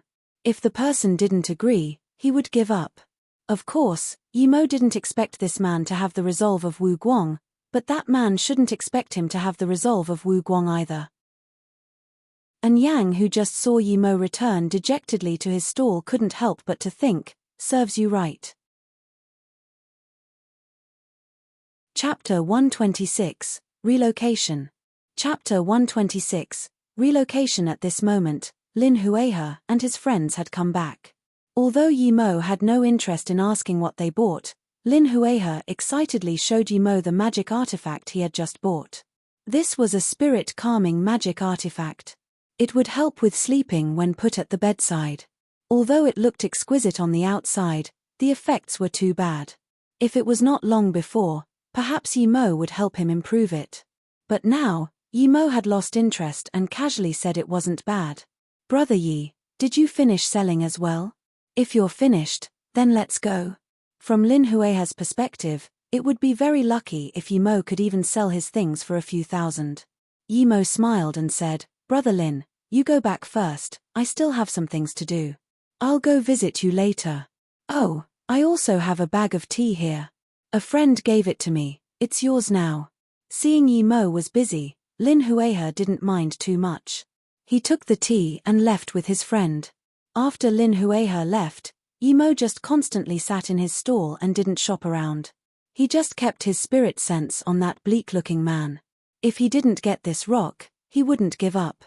With such a big piece, he could make 2 storage rings. Although Yang wanted to go up and ridicule Yimo, she saw Yimo's annoyed complexion and remembered the ferocious way he told her to piss off and held back on her actions. However, Yimo noticed that the man who bought the stone didn't leave and still walked around. However, Yimo was patient. Even if the man stayed till dark, he wouldn't mind. And Yimo also noticed that a long-haired man followed that man, but the two didn't talk. After that man walked around for another 20 minutes, he finally made his way to the exit. Yimo just kept his spirit sense on him and didn't walk up. As expected, the man wandered around the exit for another while before leaving. Yimo noticed that he actually left from the safety exit. The long-haired man didn't leave with him. Yimo immediately used an invisibility magic and followed. Because Yang was still annoyed due to the necklace, she had her eyes on Yimo, but when she blinked, she actually found that Yimo disappeared. She thought she looked wrong and rubbed her eyes, but Yimo really disappeared. She was dazed. She didn't know if she blinked for too long or she was seeing things. This bleak man had a handbag and walked beside an Audi. He looked around and took out a cigarette but wasn't in a rush to leave. It seemed that he was waiting for someone. If he was stage 2 Kai gathering, Yimo would probably kill this man or knock him out and take the Space Abyss rock. But at this moment, that was unnecessary. He thought he would have to follow his car, but since this man didn't leave, that would save more time. Yimo just took the rock without even using a substitute in invisibility. He left immediately. If he couldn't make a storage ring before he went to Beijing, then he at least needed to prepare the other materials. Before the man finished smoking, the long-haired man walked over. The two really were together. The two nodded upon arrival as the bleak man reached inside the bag in his hand. He wanted to take the Space Abyss rock out and show it to the long-haired man. But when he reached his hand in, his face rapidly changed. He found that the rock he spent 200k on was gone. He really did leave it in there and the bag was always in his hand, so how would it disappear? Plus, with his power, how could he not know someone stole something from him? Shumu, what's wrong? The latter man noticed something was wrong and asked. The man called Shumu just held the bag without replying immediately. Did you lose it? That long-haired man nervously asked. From his expression, one could tell how much it meant for him. The man called Shumu shook his head. No, that thing is still there. Hearing Shumu's words, the long-haired man felt relief. Since that thing is still there, what are you afraid of, Sai? But I felt I lost something thousands of times more precious than that. Shumu shook his head. His face was bleak. Stop bullshitting. What could be more precious than the attacking artifacts from the hidden sects?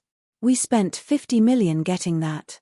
Master said if he finished his solitary training, he will be able to break through. Then, he will go see Chen Longtu. Even if he doesn't break through, Chen Longtu would be more cautious with him with this attacking artifact, the long-haired man said. The man called Shumu frowned and answered after a long time, it's because I feel the thing I lost is the spirit sensing stone, Master said. Master said that there is a type of stone where if you hold it in your hands and close your eyes feeling it with your body, you will have this feeling of spreading your spirit. You can even feel its vastness as well as an indescribable feel of space-time. This stone is really important in helping me break through. Speaking till now, he looked at the long-haired man and said, if that was the spirit-sensing stone and Master got it, then he would have a greater chance in breaking through. Perhaps we can use this stone to break through in the future. This stone that makes you feel a vastness is priceless. Don't you think it is so much more precious than the thing we came to buy? There really is such a stone? Then for a true ancient martial artist like Master, that stone would be, the long-haired man didn't speak the rest, but Shumu knew what he meant.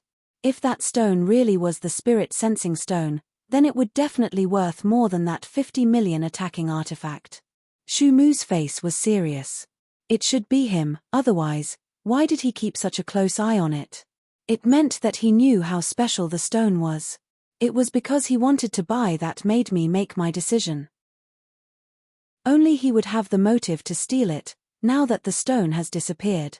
You sure you weren't being followed? The long-haired man soon understood. If things were really as Shumu said, then that stone really would be so much more precious. Shumu shook his head.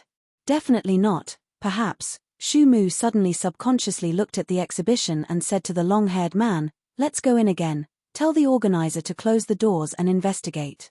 The long-haired man frowned and said, in that case, we're telling Metal River that we have come? So what if they know? Metal River is Uncle Metal's and Master's, not Wu Xueming's. If Master wasn't in solitary training now, Uncle Metal would have gotten rid of him with his cockiness and subvert disobedience to Uncle Metal's words. We'll let him jump around for a few days. He had already forgotten who had given him his authority. Shumu's bleak face seemed bleaker with his bleak tone. The long-haired man nodded. That Wu Xueming has been too arrogant recently. Then, the two went back to the exhibition. Yimo returned to the clinic in a good mood, but he saw Lu Xiaozhen and Yu Erhu discussing something. They hurried to greet Yimo upon seeing his return. What is it that you're so happy about? Yimo asked casually, seeing both of them were so happy. Master, Xiaozhen has found a mansion. It's just a bit far and the price is 1.8 million. Because this family is in a rush to leave, the price isn't too high, Yu Erhu replied. Yimo was also very happy hearing that they have found a new place. He didn't mind it being distant. He wanted it to be far and discreet. He immediately gave that check to Lu Xiaozhen, use this money to buy the mansion, the faster the better. Lu Xiaozhen took the check. Looking at the numbers on it, she almost screamed. Master just went out for half a day and brought back 2 million. This was too absurd. But then she immediately thought of Yimo's words and dragged Yu Erhu with her. But before she left, she remembered something and asked, Master, give me your ID. Yimo waved his hand. Use your own, time is of the essence. Lu Xiaozhen poked her tongue out but also knew of Yimo's character, so she didn't ask anymore. The reason Yimo wanted to move so quickly was because Lin Huehe knew he went, and Lin Huehe knew where he lived. If someone wanted to, it wouldn't be hard for that person to find him. Moreover, he got the Space Abyss rock today. Other people didn't know of its value, but he did. He just didn't know if that bleak-looking man bought the rock due to the same reasons, but regardless, he needed to be alert. Of course, the main reason was because he wanted to plant his silverheart grass there. Although it didn't die here, but it didn't seem to be very alive. Instead of waiting for it to die here, it would be better to change places. If that place still didn't work out, then he might really move back to Ninghai. Although Lu Xiaozhen just graduated less than a year ago, she did things very fast. It was only a week, and she had done all the procedures right away. Plus, that family was in a hurry to sell the house, so they had already moved in within a week. Chapter 127, Qian Longtou's Irresolution. Chapter 127, Qian Longtou's Irresolution, Sai-Na Peninsula. In Nanqing's grandiloquent meeting room, only a few people sat there. In the middle was a man in his 60s. He had a pair of hawkies and loose eyebrows. However, his lips were very thick. This was the leader of Nanqing, Qian Baihe, also called Qian Longtou. Many years ago, Qian Longtou no longer ventured into the underground world, but those who heard his name would all give him respect. No gang dared to go against Qian Longtou. Not only in China, but even the African and European gangs also need to be fearful of the name Qian Longtou. However, Qian Longtou's face was very bleak at the moment. He just stared at the screen and didn't talk. Other than him, there was 6 other people in this room. 2 of them Yi Mo would know. One was the woman he sliced the arm off, and another one was Lang Ji. Other than this, there were 4 other people. A skinny man wearing red clothes sat closely besides Qian Longtou. He was in his 40-foot, triangular eyes and very long eyebrows. However, he also frowned as if in contemplation. He was the advisor of Qian Longtou, Dongfang Shi.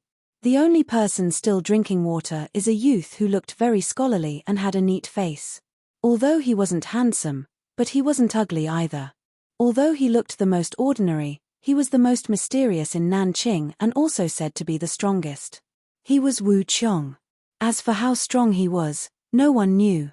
Only Lang Ji knew of his strength a bit, but Lang Ji was definitely no match for him. Even Qian Longtou was a bit respectful towards him. Other than this, there was a nun. The nun looked very fresh. She sat with the girl who had her arms sliced off by Yi Mo. It seemed the two were related, but that girl's broken arm was already attached back. It seemed she underwent surgery, and her face was still pale. She sat beside the nun. The last person seemed a bit recluse but had a face full of ferocity. He was Qian Longtou's close henchman, Li Sandao. Also the general of Qian Longtou's army. It could be said Nanqing's most central people were all here. However, the atmosphere was very dead. After long, Dongfang Shi relaxed his eyebrows and said, from the tape and Lang Ji as well as Zishu's description, this Yi Mo is indeed strong. However, as for fireball and invisibility, I have my own outlook on that. Seeing everyone was listening to him, Dongfang Shi continued, I won't talk about the fireball. The technology now is so advanced, it is very easy to make something into a fireball. However, the temperature of his fireball is so high, meaning that the fire source is quite special. As for invisibility, I suspect he acquired some artifact from the hidden sects. Otherwise, I really wouldn't believe someone can just suddenly go invisible. Even people from the hidden sects can't do this. But one thing I'm certain, his power is very strong. What do you make of it, Master Hui Yang? Qian Longtou didn't make his opinion after hearing Dongfang Shi's words. He asked that nun after a while. The nun slowly said, for this thing, my disciple is already heavily injured and paid the price of an arm. My promise to brother Qian has come to an end. I won't make my opinion on this. I will take my disciple and leave now. Then, the nun stood up and Zishu followed her. Qian Longtou frowned seeing the nun stand up but didn't stop her. After a while, he stood up and said, since Master Hui Yang is leaving, hopefully we'll see each other again. Hui Yang didn't say anything and just left with her disciple. The nun even drove a car over. It seemed that she was planning to leave a long time ago. After getting on the car, Zishu curiously asked, Master, Why are you leaving? Uncle Chen is very nice to us, and my hand was chopped by that bastard. I still want my revenge. The nun sighed. Zishu, you only see one side of Chen Longtu. You haven't seen his vicious side. He can take 1 month to kill someone, have you seen it?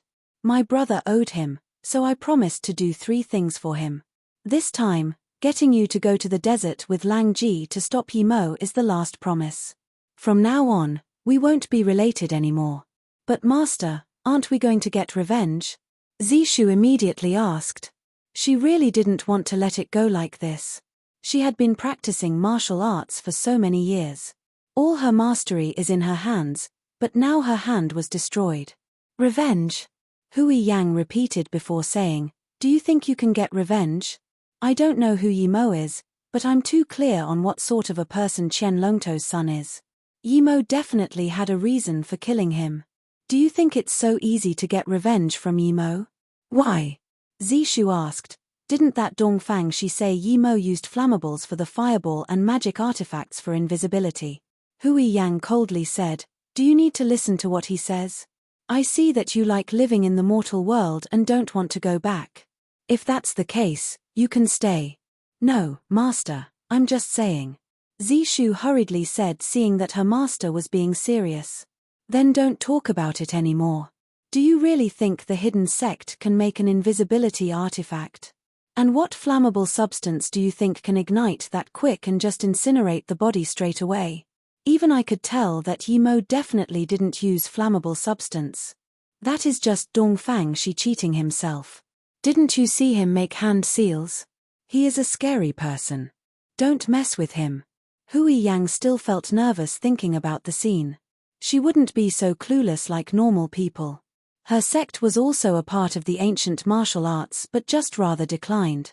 Now, they were no longer a part of the hidden sect, but this didn't mean she didn't know anything. Some sects were indeed powerful, but not powerful enough to make invisibility artifacts. Brother, why did we let them go? Lang Ji asked confusedly after seeing Hui Yang and Zishu really leave. Chen Longtu waved his hand and didn't reply. Although he didn't want them to leave, he didn't have any reason. At that time, he said they could leave when they helped him do 3 things. Now if he tried to force Hui Yang to stay, they would have conflict. He already had conflict with Yi Mo, it would be no good if he were to have conflict with Hui Yang. Originally, Chen Longtu thought that Yi Mo was someone not important. Killing him would be all too easy. But he didn't expect Yi Mo to be so ferocious as to face tens of Nanqing elite without any pressure.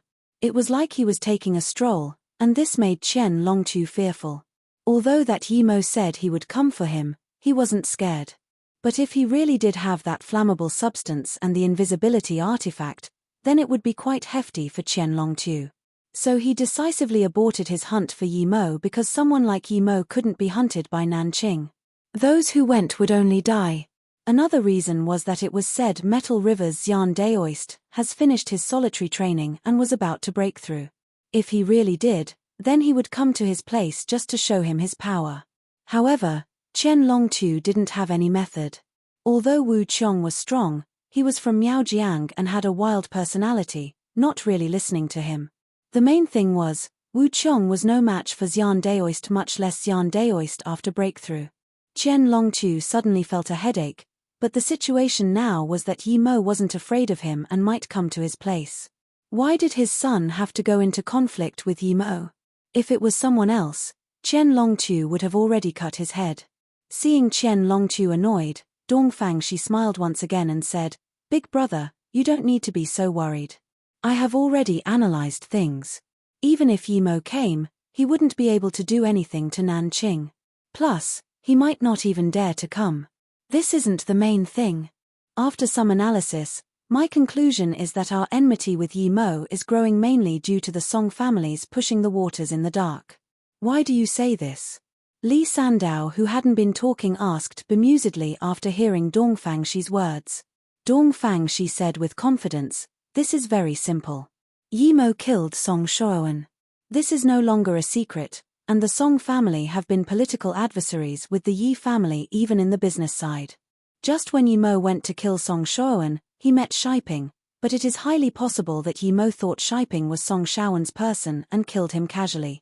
Meanwhile, the Song family used that opportunity to bring us to face Yi Mo together and create the scene that the Yi family values Yi Mo in front of our eyes so that we would attack the Yi family. Meanwhile, they promised us a lot of benefits. Even if we knew the Yi family had the same attitude to Yi Mo before, we would still agree to the Song family's offer. It's because their gift is too lucrative. Moreover, there is no harm in us collaborating with them. Plus, we were going to kill Yi Mo anyways. So what? Although Lang Ji was strong, his brain wasn't too good. He still didn't really understand Dongfang Shi's words. Originally, it's nothing. We even earned a low T, but there was the variable Yi Mo. No one knew Yi Mo was so strong. Perhaps even the Song and Yi family didn't know, Dongfang Shi said. So you're saying we should stop our attack on Yi family immediately? Qian Longtu interrupted. Dongfang Shi shook his head and drank before saying, no. Chapter 128, Dongfang Shi's Shenanigans. Chapter 128, Dongfang Shi's Shenanigans. In fact, the Yi family dislikes Yi Mo right now. We know this. Before, we targeted the Yi family using Yi Mo as an excuse. The Yi family's fate doesn't concern Yi Mo at all. We were attacking the Yi family just to receive the benefits the Song family promised us. Now, there's no need for us to have conflict with the Song family. Instead, we should have a truce with the Yi family, Dongfang Shi said with confidence. Then what should we do? Yi Mo killed my son. No matter how strong he is, I will still kill him. I won't be able to rest unless he is dead. Qian Longtu was used to his power. Although Yi Mo was absurdly strong, it was impossible for him to give up revenge. Dongfang Shi calmly said, of course we won't let Yi Mo go, but since the Song family wants to use us as a bait, then we might as well do the same. Yi Mo's power is indeed out of our expectation. But the Song family doesn't know that now. In their eyes, Yi Mo is still the same Yi Mo. If we arrange a conflict between the Song family and Yi Mo while we spice their conflict and make it bitter until it reaches Yi Mo's bottom line, once Yi Mo is infuriated, with his personality, he would definitely go look for big trouble with the Song family. Qian Longtu frowned. Even if Yi Mo were to do that, the Song family wouldn't be able to keep him. He would be able to run away easily. It's wrong to think like that, big brother. On the surface, the Song family isn't as infamous as us, Nanqing, but don't underestimate the 5 big families of China. None of them is easy to deal with.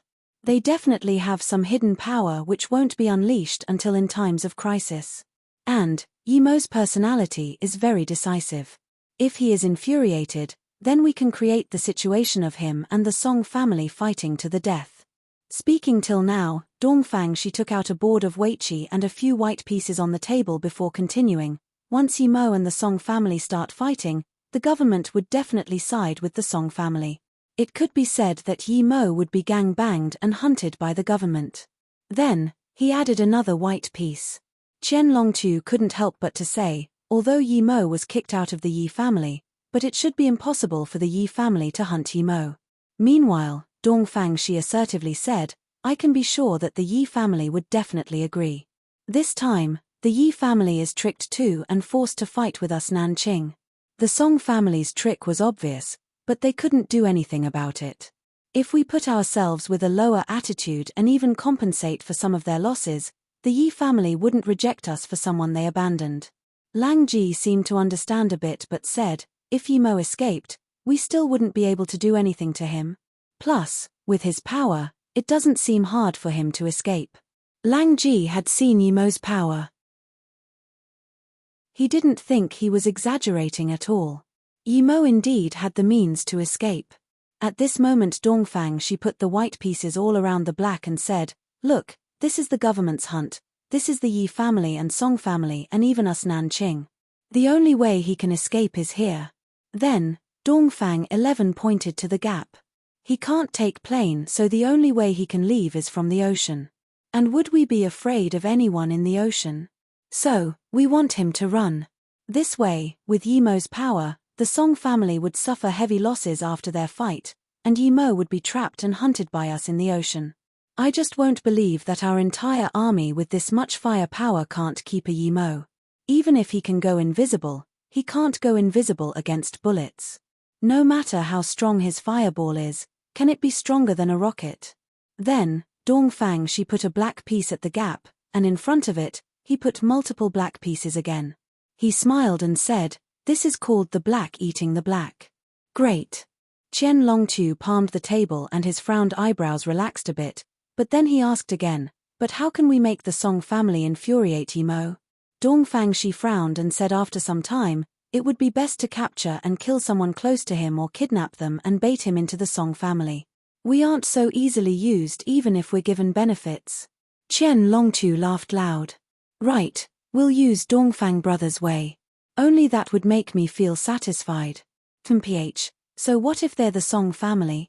But Yi Mo had been kicked out of the Yi family. Who would be his closest person? Lang Ji asked this question for everyone. Dongfang she suddenly laughed. "This person is very easy to find. It's Ning Qingxue."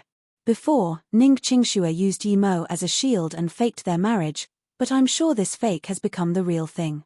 I don't know about Yi Mo, but from our information, Ning Qingxue didn't file divorce, meaning that she might have actually fallen in love with Yi Mo. I don't completely understand Yi Mo's character, but I know that if he knows the Song family had harmed Ning Qingxue or was taken away by some silk trousers of the Song family, then he would be enraged.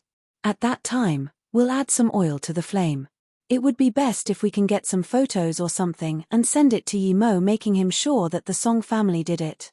If we reach this step, then everything will go according to plan. Li Sandao looked at the collected and smooth Dongfang Shi and just suddenly felt shivers on his back. This guy even took people's character into his calculations and made hunts for Yi Mo from multiple sides, all for the eventual benefit of Nanqing. This man was too hideous and scary. Lang Ji, send people immediately to discover Ning Qingshue's whereabouts and do as Dongfang Shi says. Yi Mo is in Luokang now, try to get the news to him, Qian Longtu said decisively. Yes.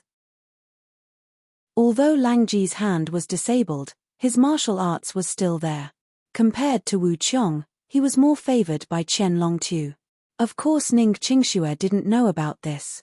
She was staying with Kai Wanqing in her company at Luokang. Although they weren't able to stay with Yi Mo, they got along well. She even talked with Kai Wanqing more than Li Mumei.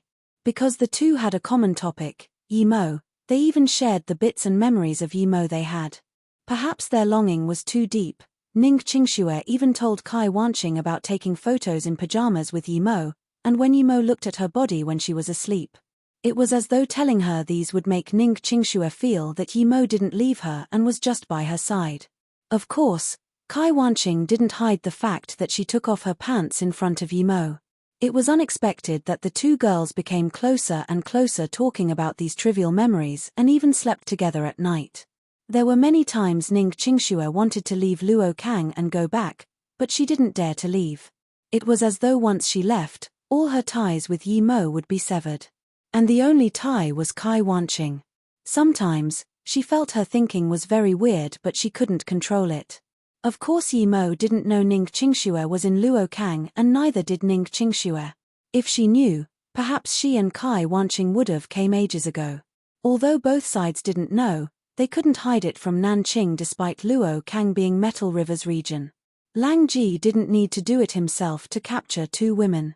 He just ordered it, and as for how they took them, he only needed to send a few men. Plus, the two were living in the same company. This wasn't hard for them at all. Kai Wanqing's company wasn't in the rural district, but they had a factory in the rural area. She and Ning Qingxue didn't live in the factory but at the company. The ownership to the business building was under her mum's name, but now, after her mum helped her establish the company was pretty much Kai Wanqing's.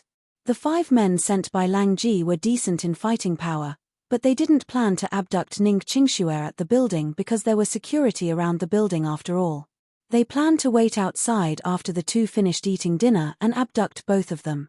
As for Kai Wanqing, although she wasn't a target, but since they were abducting Ning Qingxue, she couldn't be let off.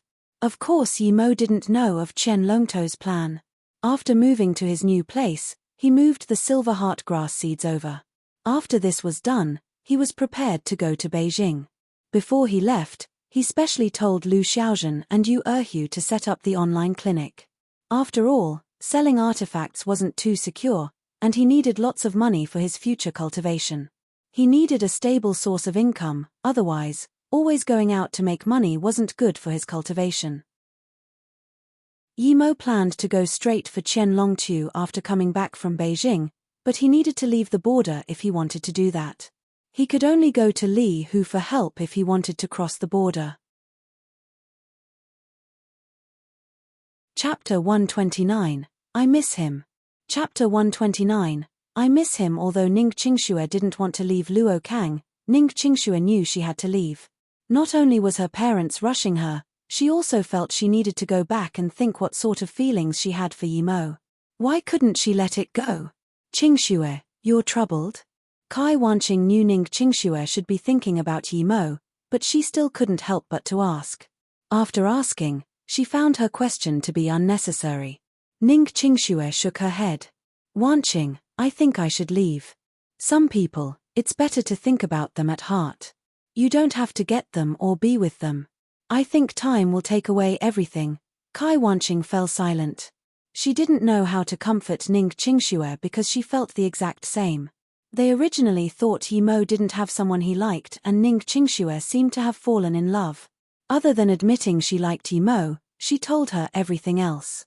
Whether it was Ning Qingxue or that masked woman, they were all better than her.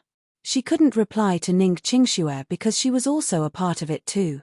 The two were just walking silently, with not one of them wanting to bring up that topic again because the topic they liked have become melancholic over time. But at this moment, a few people suddenly charged from behind them. The two people sliced with their palm to the necks of Ning Qingxue and Kai Wanqing. Another two followed, wanting to bring the two away. Kai Wanqing always stayed in the army and had quick reactions. She subconsciously avoided her neck, but her shoulder still received a strike. It was burning with pain. She immediately knew things weren't good, but before she could react, the other two charged towards her. Ning Qingxue didn't have any reactions, but when that palm was close to her neck, a faint yellow circle emitted from Ning Qingxue's bracelet and formed a barrier. The person who tried to attack her was shot back meters away by the yellow barrier. He sat on the ground in shock, looking at Ning Qingxue. He still didn't know what shot him away. It seemed to be a yellow light, but now he saw nothing. Meanwhile, Ning Qingxue looked at her wrist in shock. She clearly heard a crack from her bracelet as though something exploded. Then, a yellow light shot out from her wrist and formed a yellow ray of barrier. Although it was in a short instant, it had already deflected her attacker meters away. What happened? The two attacking Kai Wanqing rushed to the man on the ground and asked. This thing was out of their expectation. Not only was Kai Wanqing stronger than anticipation, Ning Qingxue seemed to be countless times stronger than Kai Wanqing. She seemed to know evil magic. A yellow light flashed and they were shot out meters away. This was too absurd. If both women were this strong, then the 5 of them wouldn't be enough. Kai Wanqing and Ning Qingxue reacted. They knew that someone was attacking them. Although Kai Wanqing didn't know what that yellow light was from Ning Qingxue's hand, it didn't mean she wasn't going to counterattack. Her reaction was faster than those few people and didn't even think before calling, "Little wolf, go bite them." A black shadow dashed, and the man still fighting with Ning Qingxue was bitten on the neck. The man immediately turned to run, but just when he reached his partners, he fell to the ground. Retreat. The last man who came saw 4 of them failed capturing the 2 women and one of them was down. He immediately knew there was a wrong estimation by his boss, so he immediately called to retreat. "Little wolf, come back." Kai Wanqing saw the 4 take away the man on the ground and Little Wolf was still going to attack, so she stopped it. She knew Little Wolf would kill. These few wanted to kidnap them. It didn't seem all right to her to kill them all, and she had to hurry and tell her father. Ning Qingxue had completely awoke and looked at Kai Wanqing in surprise. "Wanqing, was that Little Wolf the one you told me Yimo gave to you?" Kai Wanqing nodded. "Yes, Little Wolf is quite strong. Those that it bites will die unless ye brother saves him."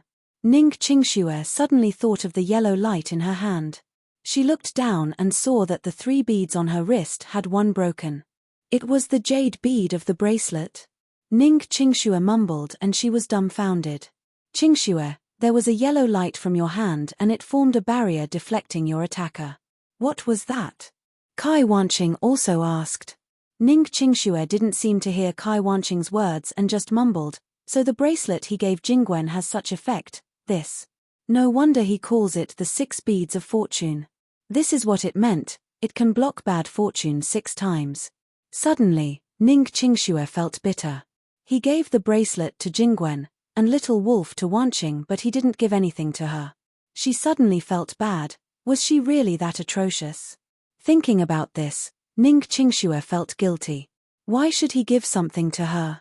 He helped her block the demon from the Song family and saved her life. Right, last time, Su Jingwen said she thought Yi Mo was the master who sold the runic charm and later knew he wasn't, but didn't she have a few runic charms on her now? Ning Qingxue suddenly took out the fireball charm and looked at it, but eventually, she didn't test it and just grabbed it in her hands. Qingxue, what's wrong? Kai Wanqing asked. She suddenly thought of Su Jingwen. After knowing the meaning of 6 beads of fortune, would she regret giving it to her? She also thought wrong of Yi Mo's hearty gift. But even if she did, the beads of her bracelet were still given to Su Jingwen by Yi Mo. The bitterness in Ning Qingxue grew. Regardless of authenticity, she was his wife, but... No, Ning Qingxue suddenly though that Yi Mo did give her something. Wasn't the things in the box given to her by him, much less, he lived with her for more than 20 days. Although she took them, but Yi Mo also came back once and treated her using the medicine inside. But, Yi Mo didn't take anything in there away, not even his identity. And, those 3 beads were in the box too, but he didn't take them away either. What did this mean? This mean that Yi Mo's things were for her. Sometimes, things didn't have to be said out loud. What was in that box? Identity, runic charm, letter, medicine bottles, golden needles and some money and receipt. This was all he had at the time. He gave her everything he had. But what did she give Yi Mo? Other than using him as a shield and wasting his money, she even caused him to be hunted down by the Song family. And now, she was blaming Yi Mo for not giving her something. Was she really a bad woman? Ning Qingxue took out a few runic charms and held them tightly in her hands while tears circulated in her eyes. Sorry, Yi Mo. I miss you. At this moment, she finally realized that she really did love Yi Mo, not due to other reasons. Ning Qingxue had never thought that she would finally understand herself after being ambushed. Sometimes, could memory really be washed away by time? Some people just couldn't be forgotten even with time. Qingxue, are you okay? Kai Wanqing saw the tears Ning Qingxue tried to hold back and asked worriedly. I miss him. For the first time, Ning Qingxue didn't find an excuse and just said she missed Yi Mo. Chapter 130, Seeing Metal Nails Once Again. Chapter 130, Seeing Metal Nails Once Again. How is Qi Shan? In a normal-looking van sat 4 people and 1 young man lying down. The one who asked was the driver. He might not make it, his face is completely black, and he's not breathing, someone replied. The driver remained silent for a while before saying, we'll immediately go to HQ, San Cai, call Brother Lang and notify him. Just say the target is too difficult, we have lost a brother. Okay, before the youth spoke, the driver's phone sounded. San Cai, wait, let me pick up a call. The driver connected to the call. The car was going slower and slower until it stopped by the side of the road. Brother Lang, I was just going to call you. The driver just realized Lang Ji called when he picked up. Lang Ji's bleak voice sounded, Black Snake, don't move yet, wait till I come. I've just received news that Kai Wanqing is from the military and is still serving. She is a special ops, so she must quite strong. Before we attack, we need to make a new plan. I'm on my way to Luo Kang. Black Snake fell silent for a while before saying, Brother Lang, your words are late. We just attacked and we lost a brother. That Kai Wanqing does seem strong, but that Ning Qingxue seemed to be stronger. She can easily kick someone a few meters away. On top of that, she has a projectile weapon that kills immediately. The poison on it is very strong. Black Snake obviously thought Little Wolf was a projectile and still felt fear when he mentioned it. The 5 of them came together. He was the head, but he was responsible for driving. Originally, he was planning to abduct Ning Qingxue and Kai Wanqing and leave immediately. He didn't expect to not only fail but also lose one man. What? Lang Ji sank into contemplation and said after a while, "Wait for me at HQ, I'll be there soon." Lang Ji didn't expect things to turn out this way. Not only was Kai Wanqing absurdly strong, but so was Ning Qingxue. It seemed he was too careless. Probably even Dongfang she didn't expect Ning Qingxue to be so strong. Yi Mo was at his new mansion seeing if he could set up a simple defensive formation. Although he didn't have much material, a simple defense formation could solve a lot of problems on Earth. However, as soon as he came out, he saw a van parked outside the mansion on the road. There was only 30 or so meters between them. Yi Mo scanned with his spirit sense and heard the name Ning Qingxue. Not only so, he also heard Kai Wanqing's name. Moreover, Yi Mo also found that there was a dead man. Just looking at the wound, he knew it was bitten by Little Wolf. Combined with the phone call, Yi Mo worked out the story behind it. These few people went to capture Ning Qingxue and Kai Wanqing. Although he didn't know why they were doing so, but Yi Mo immediately had killing intent. He could even guess it was related to him. At this moment, the van started driving again and Yi Mo followed it without thinking. If Lang Ji knew that he was noticed by Yi Mo because of his call and the van coincidentally parked outside of Yi Mo's residence, he would be full of regret. Even he only knew that Yi Mo relocated but didn't know to where. However, Lang Ji believed that as long as Yi Mo was still in Luo Kang, he would be able to find out. The van twisted and turned. Yi Mo followed for a whole hour before the van drove into a rural district manor. Yi Mo scanned with his spirit sense. There was only one person in the manor, but this person already knew things went wrong. As soon as the van drove in, the man went to help carry the dead man. "Ajen, close the door." After Black Snake got off, he ordered while he walked inside the manor. "No need, I already helped you close the door," a sudden voice interrupted him. Black Snake turned around and immediately saw a normal-looking youth at the doorway. The manor was indeed closed. "Who are you?" As soon as Black Snake said these words, he pulled out a sword. So did they people behind him and quietly surrounded Yi Mo. He didn't know if they had guns, but Yi Mo didn't see any of them take one out. "I'm Yi Mo. I think you should know something about me." Yi Mo wasn't sure who these people were sent by, but since they wanted to capture Ning Qingxue, perhaps they were from the Song family. "You are Yi Mo." Black Snake heard the man at the door say he was Yi Mo and immediately, his heart skipped a bit. He wasn't a normal gang member and had some status in Nanqing.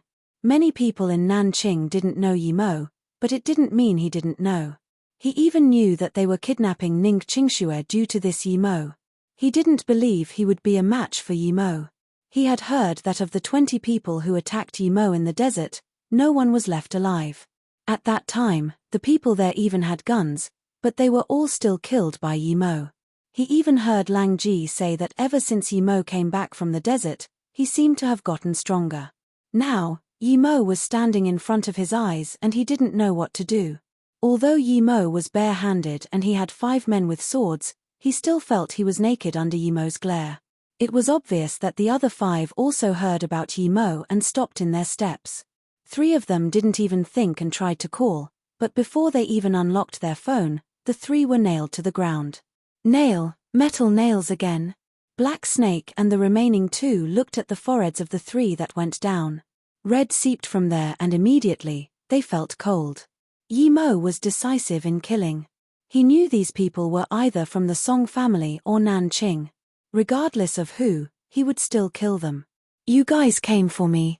Or should I say came to look for trouble with me," Yi Mo plainly said.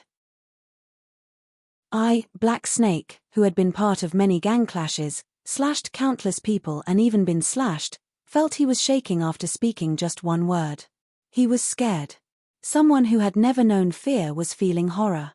Yi Mo wasn't a human, he was a demon. If it was someone stronger than him, he could still charge up and slash him. Even if he was killed in the end, he would feel his death was hot-blooded. But faced against Yimo, he actually didn't have any courage to charge up. Yimo didn't even need a sword to fight him. He only needed one metal nail and Black Snake would fall to the ground like the other three without any resistance. Just one metal nail. No matter how hot-blooded he was, he couldn't change this fact. San Cai and Ajen's face was worse. They have heard of Yimo and knew he was tough, even going as far as killing their big boss's only son yet still able to freely roam. Even their big boss didn't have a direct way of dealing with him and needed to abduct his woman to threaten him. From this, it could be seen that this person wasn't someone they could handle. "Aren't you going to invite me in for a seat?" Yimo smiled and said. "Yes, please," Black Snake dryly said. For the first time, he felt so worried speaking to someone. For the first time, he felt the word please was so hard to say. Even to Lang brother, he would talk casually and not be so reverent. I won't be polite then." Then, he threw a few furballs casually and the four bodies on the ground turned to ash. The stories were true. San Cai and Black Snake looked at the ashes on the ground in shock. They couldn't say anything. In the gang, he heard that Yimo could fly in the sky and travel under earth, could shapeshift and even spit out the Samaya true fire.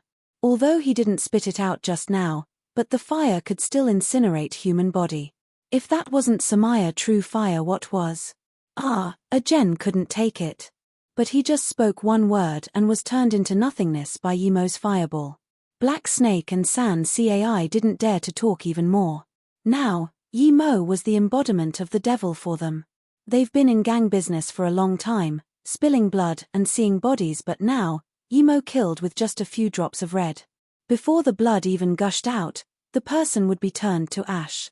Yimo walked into the room and sat down. Looking at the shaking Black Snake and San Cai, he said calmly, "Isn't gang life all about killing and licking blood? Why are you like this after I just killed a few?" Black Snake gradually calmed down. Although his body was calm, but he was still very frightened in his heart, but was much better than before. Hearing Yimo's words, he couldn't help to think, killing and licking blood, there must be blood to lick. By the looks of it now, they were worse than meat on the chopping block. The good thing was Yimo didn't continue this topic and just asked, "Are you from the Song family or Nanqing? Speak." Chapter 131, Lang Ji. Chapter 131, Lang Ji. Black Snake sighed. Now, he had to say it. He didn't wait for Yimo to ask and just told him everything he knew. Although Black Snake was limited in what he knew, Yimo already understood that Qian Longtu abducted Ning Qingxue to threaten him. As for how, he didn't know. Qian Longtu. Nanqing again. Yimo was more furious. He was planning to let them live a few days more, but he actually didn't want to live. Lang Ji is coming today? Yimo thought that if he wanted to go to Africa, then he would probably need Lang Ji. Before Black Snake replied, Yimo detected Lang Ji with his spirit sense. He just brought a driver. Yimo waved his hand and stopped Black Snake from talking anymore. The door was half closed, and when Lang Ji got off, he walked straight into the room. He thought that Black Snake and the others should be waiting for him in the room. Perhaps he was occupied, so he didn't think about why Black Snake didn't come out to greet him. When Lang Ji entered the room, he was shocked because the person sitting there was no other than the person he didn't want to see the most. He really couldn't understand how Yimo was here, but he immediately realized that their plan was exposed. The driver who came in with Lang Ji obviously didn't know Yimo, but looking at the scene, he seemed to understand what was going on. "Lang Ji, I've been waiting for you." Seeing Lang Ji's shocked face, Yimo blandly said. Lang Ji reacted and said, "How are you here?" Yimo scanned him and said, "You don't have the right to ask questions here. Who do you think you are? How dare you be impolite to Brother Lang?"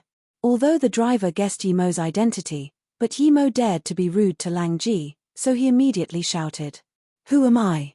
Yimo raised his hand and a metal nail had pierced the driver's throat. Killing due to one sentence. Yimo was indeed too cocky. Lang Ji's heart burned with fury, but he knew he was no match for Yimo, so he could only suppress it. He understood that in Yimo's eyes, he was no different to his little goons. Black Snake and San Cai just kept their heads low. They already knew Yi Mo was merciless. He never even spoke of why he killed, but he just killed if it displeased him. It was as though in his eyes, life wasn't life.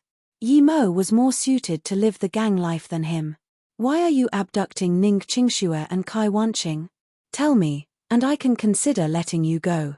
Yi Mo's tone was plain, but his fury was no less than Lang Ji's. He already told Lang Ji to go warn Qian Longtu, but they still dared to attack him. However, they just changed the target to people close to him. Qian Longtu had already been listed by Yi Mo as someone who wasn't allowed to live a day longer. Keep dreaming, even if I die, I won't betray Chairman, Lang Ji hatefully said. Hearing Lang Ji's words, Yi Mo was happy instead of angry. Lang Ji didn't say he didn't know, just that he wouldn't say. However, this was no problem for Yi Mo. If he wanted Lang Ji to speak, he had 100 ways, but he was already a stage 3 Kai gathering cultivator. If he couldn't even deal with an ordinary martial artist, he would really lose face. He didn't even ask twice and just raised his hand. 3 metal nails flew out, all hitting Lang Ji's head. The absurd thing was the nails only went in by half, no blood came out.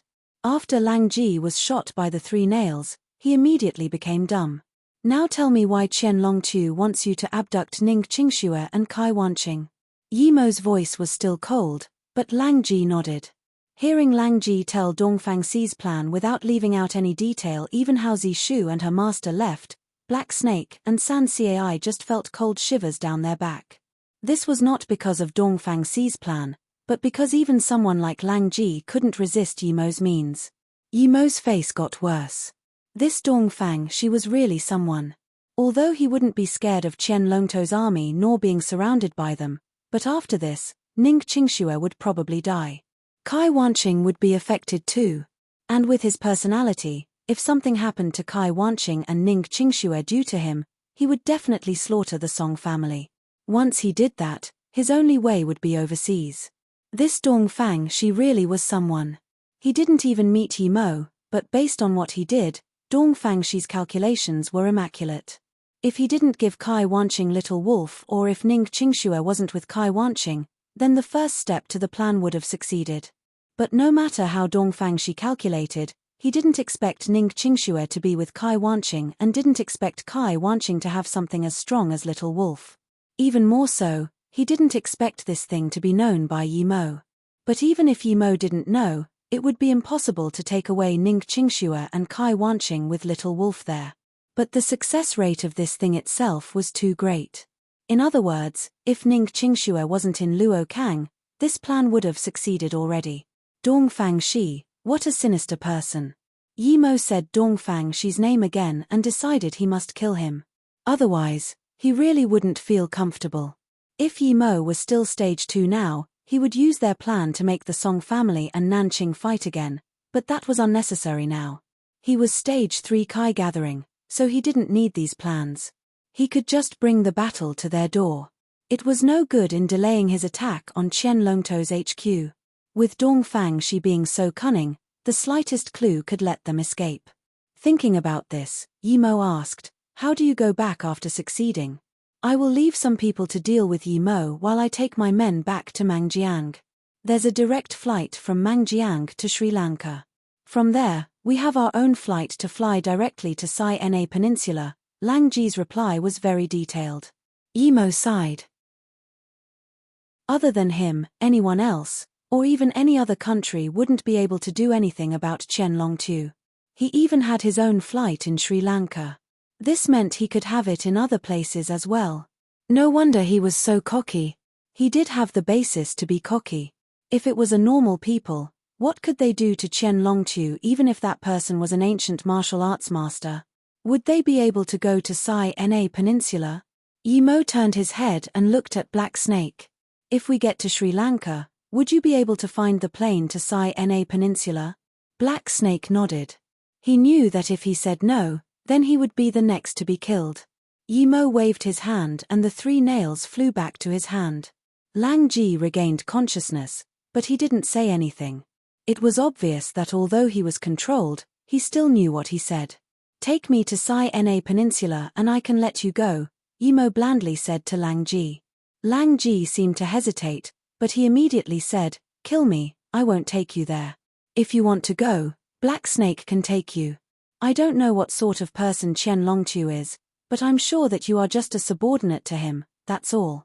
I don't know how you entered Nanqing, but if you didn't have much ability, someone like Qian Longtu wouldn't take you. You know this." Seeing that Lang Ji wasn't so adamant on his refusal, he immediately had the thought of taking in Lang Ji.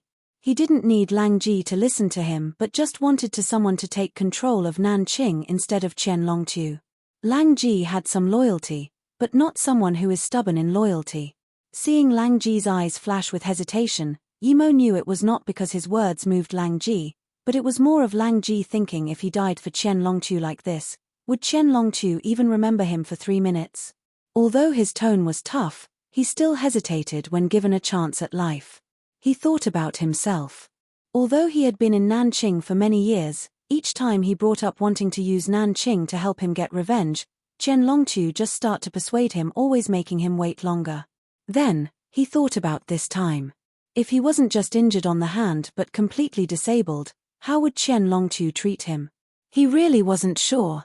But following Qian Longtu for so long, he knew of Qian Longtu's personality. One thing was certain, and that was Qian Longtu wouldn't feed someone useless. Seeing Lang Ji contemplate, Yimo coldly said, "I will definitely kill Qian Longtu. Do you think Qian Longtu can escape from my hands? I'm not persuading you. I just don't want too much hassle. After I kill Qian Longtu, I need someone to take over Nanqing. You're just more suitable. If you don't want to, I will still kill Qian Longtu. It's just that you won't be taking over Nanqing." What? Lang Ji looked at Yimo in shock. He didn't believe that Yimo actually said he would be controlling Nanqing. That was almost like being an emperor. "And, I can even cure your hand. Other people can't do anything about it, but that doesn't mean I can't," Yimo said once again. He didn't know Qian Longtu's character and didn't have a good way to persuade Lang Ji. If Lang Ji still rejected, then he wouldn't waste time and just kill him straight away.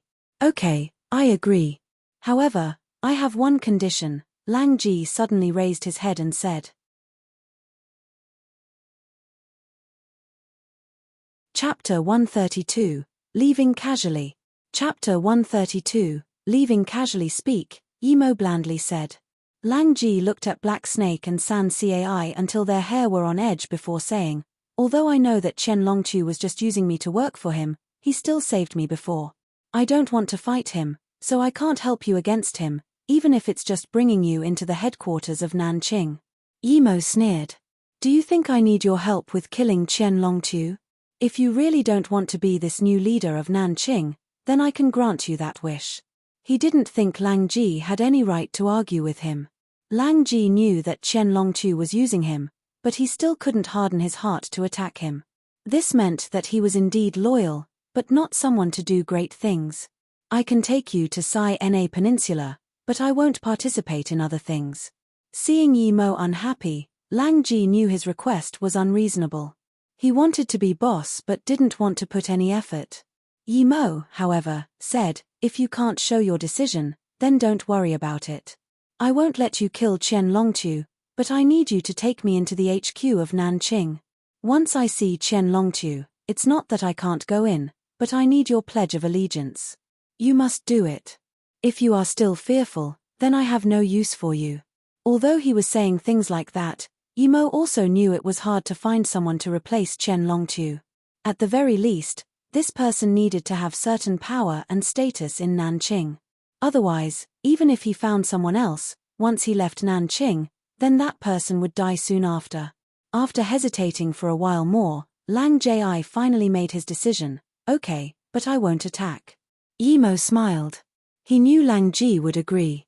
Although this sort of person was loyal, he didn't take Qian Longtu's life to be more important than his own. Seeing Lang Ji agree, Black Snake shivered. Next, Yimo would perhaps kill him. With Lang Ji showing the way, Yimo had no need of him. Thinking about this, Black Snake quickly bowed to Yimo and said, "Brother Yi, San Cai and I wish to be under the leadership of Brother Lang. Please grant our wish, Brother Yi," and left us go. Hearing Black Snake's words, San Cai also hurried forward and bowed. Yi Mo thought this black snake was quite intelligent. He didn't beg for his life but instead said he wished to work for Lang Ji. It could be seen that he was very clear on the situation.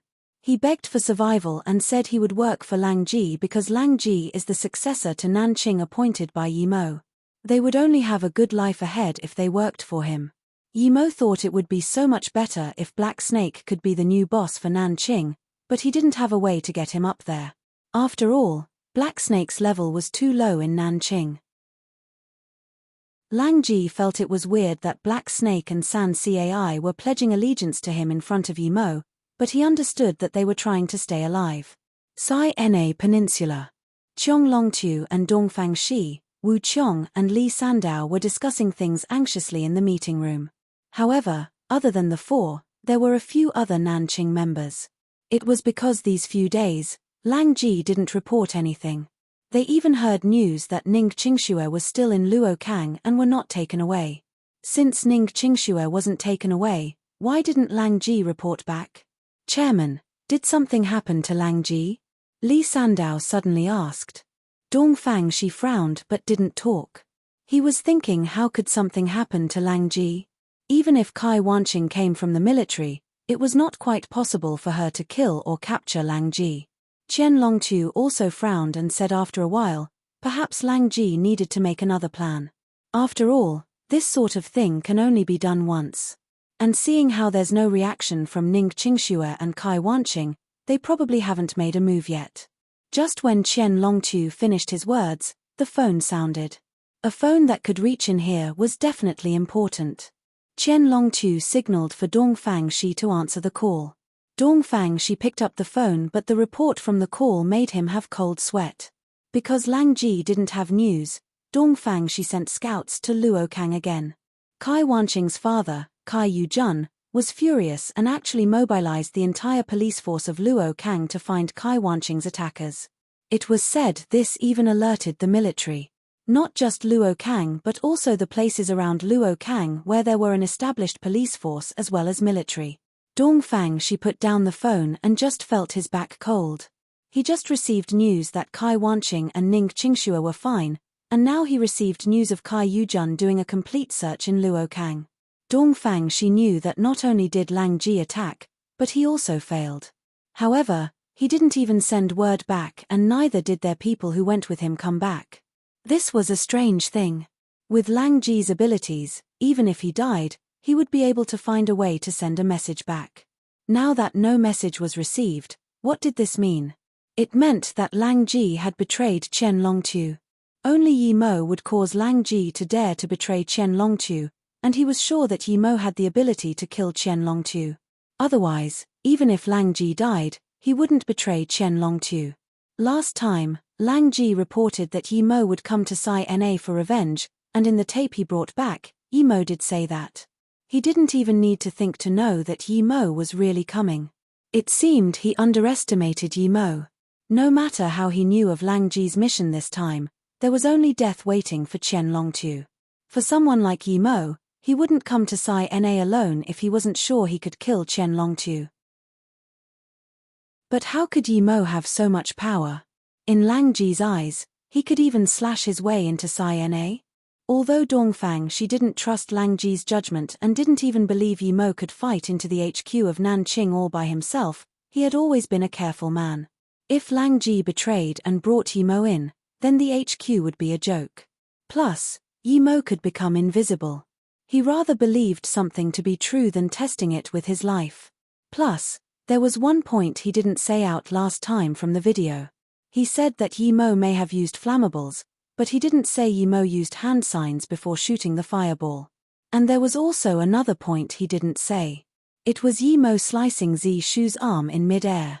This definitely couldn't be explained by high tech. Plus, he had never seen the invisibility artifact, he said himself. It was all a guess. He only said that so that Qian Longtu wouldn't lose his fighting will. If Yi Mo really came to Sai Na and took in Lang Ji, then last time, the only reason he kept Lang Ji's life was so Qian Longtu would lose his fighting will. If that was the case, then this Yi Mo was indeed scary. Scary people wouldn't be scary after being killed, But since he couldn't even kill Yi Mo with his tactics, then it was too scary. Thinking about this, Dongfang Shi wanted to run.